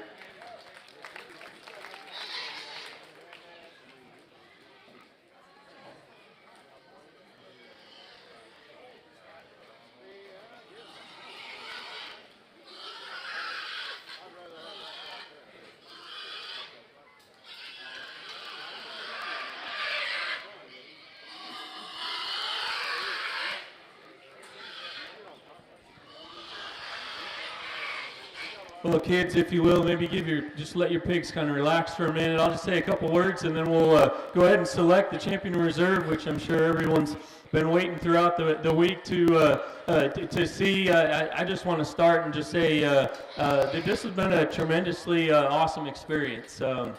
Something I've looked forward to basically since the day they called me to come judge, and means a lot to me. You know, I've been raising show pigs my whole life, and I've been paying attention to what happens in the industry. As far as when I was little, I'd read the Seed Stock magazine every time it came out, knew all the pages, and nowadays, you know, that's maybe not the way you stay in tune as much, but it's been, you know, my whole life's been dedicated to show pigs and trying to raise them and trying to show them and trying to help people show them, and this is a big deal, and it's been something that's been a very rewarding experience for me, and I really just will never forget this experience. So I'd like to thank the San Angelo Stock Show for having me. I hope I've done as good of a job as needed to be to get through all the hogs we got through and do it consistently and fairly, and I can promise you that I've done my very best. Another thing I want to say real quick is just thanks to my wife at home, who's putting up with my 3 little kids by herself while I'm off in Texas for the week judging. We've got 3 little ones that are 3-1 in 2 months, and so that's not an easy week for her while she's trying to work a full-time job. And then another comment, I guess that is more directed to you kids out here in the ring. You guys should enjoy this just for a minute. That was one thing that before I left that my wife told me, and also my mom told me. I thought it was odd that they told me the exact same thing almost at the same time. They said just to take a moment and enjoy it for what it is. And you guys especially, I mean, you know, these major shows are what runs the industry down here.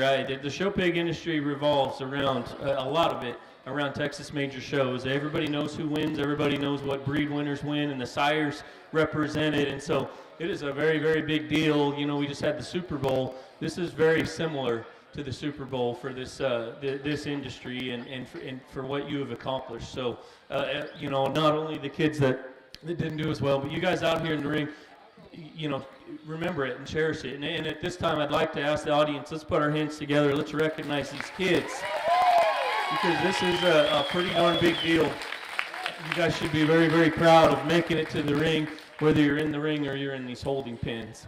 One other thing I just wanted to mention, and they already did a little bit, but the people here have been nothing short of fantastic.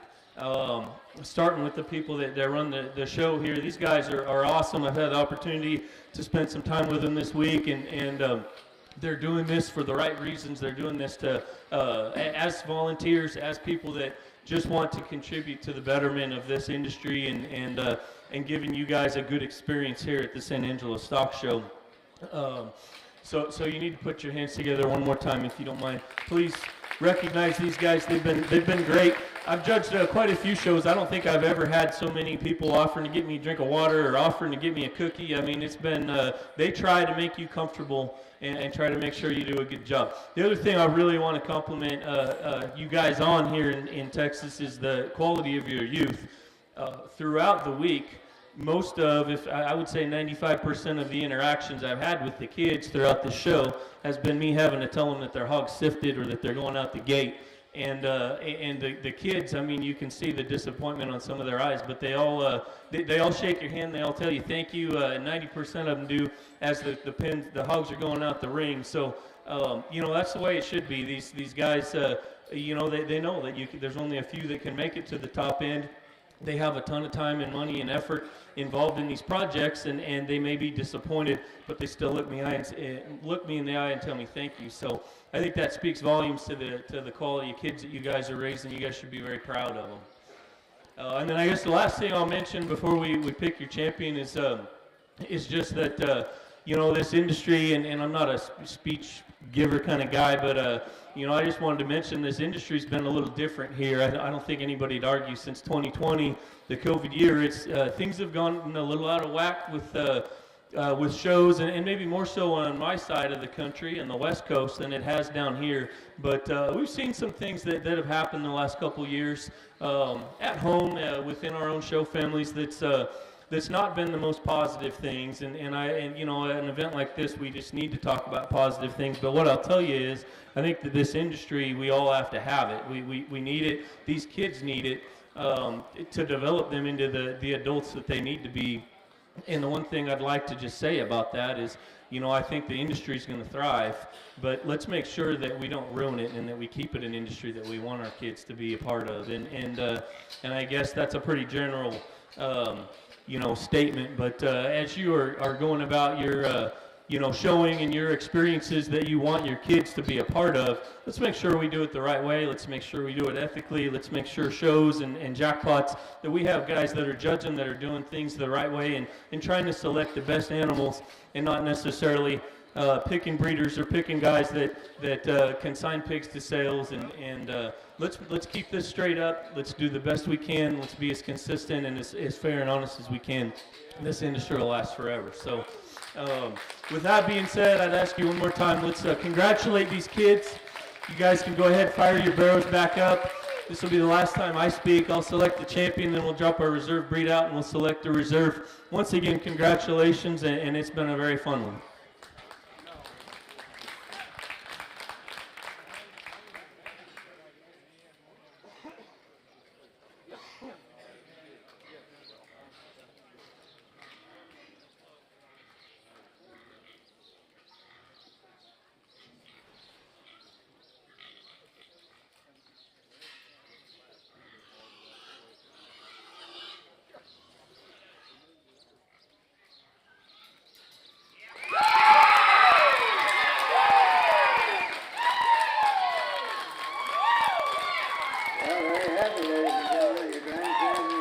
is owned and exhibited by Cash Morgan, Berlin County 4-H, the champion hamster.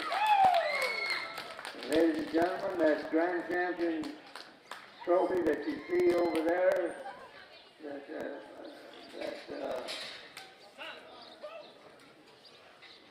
that Frankie Schwartz has, it was donated by Erwin and Gloria Schwartz. Let's give them a good round of applause. We need to take that reserve amp and go for the reserve grand champion of the show.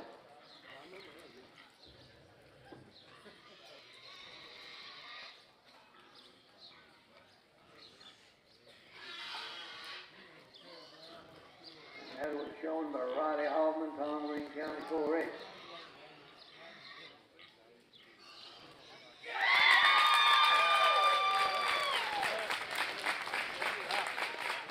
There you have it, ladies and gentlemen, your reserve grand champion. The show is shown by Amy Brown, Friendship FFA, and that reserve grand champion trophy donated by Forest Livestock. Let's give them a good hand.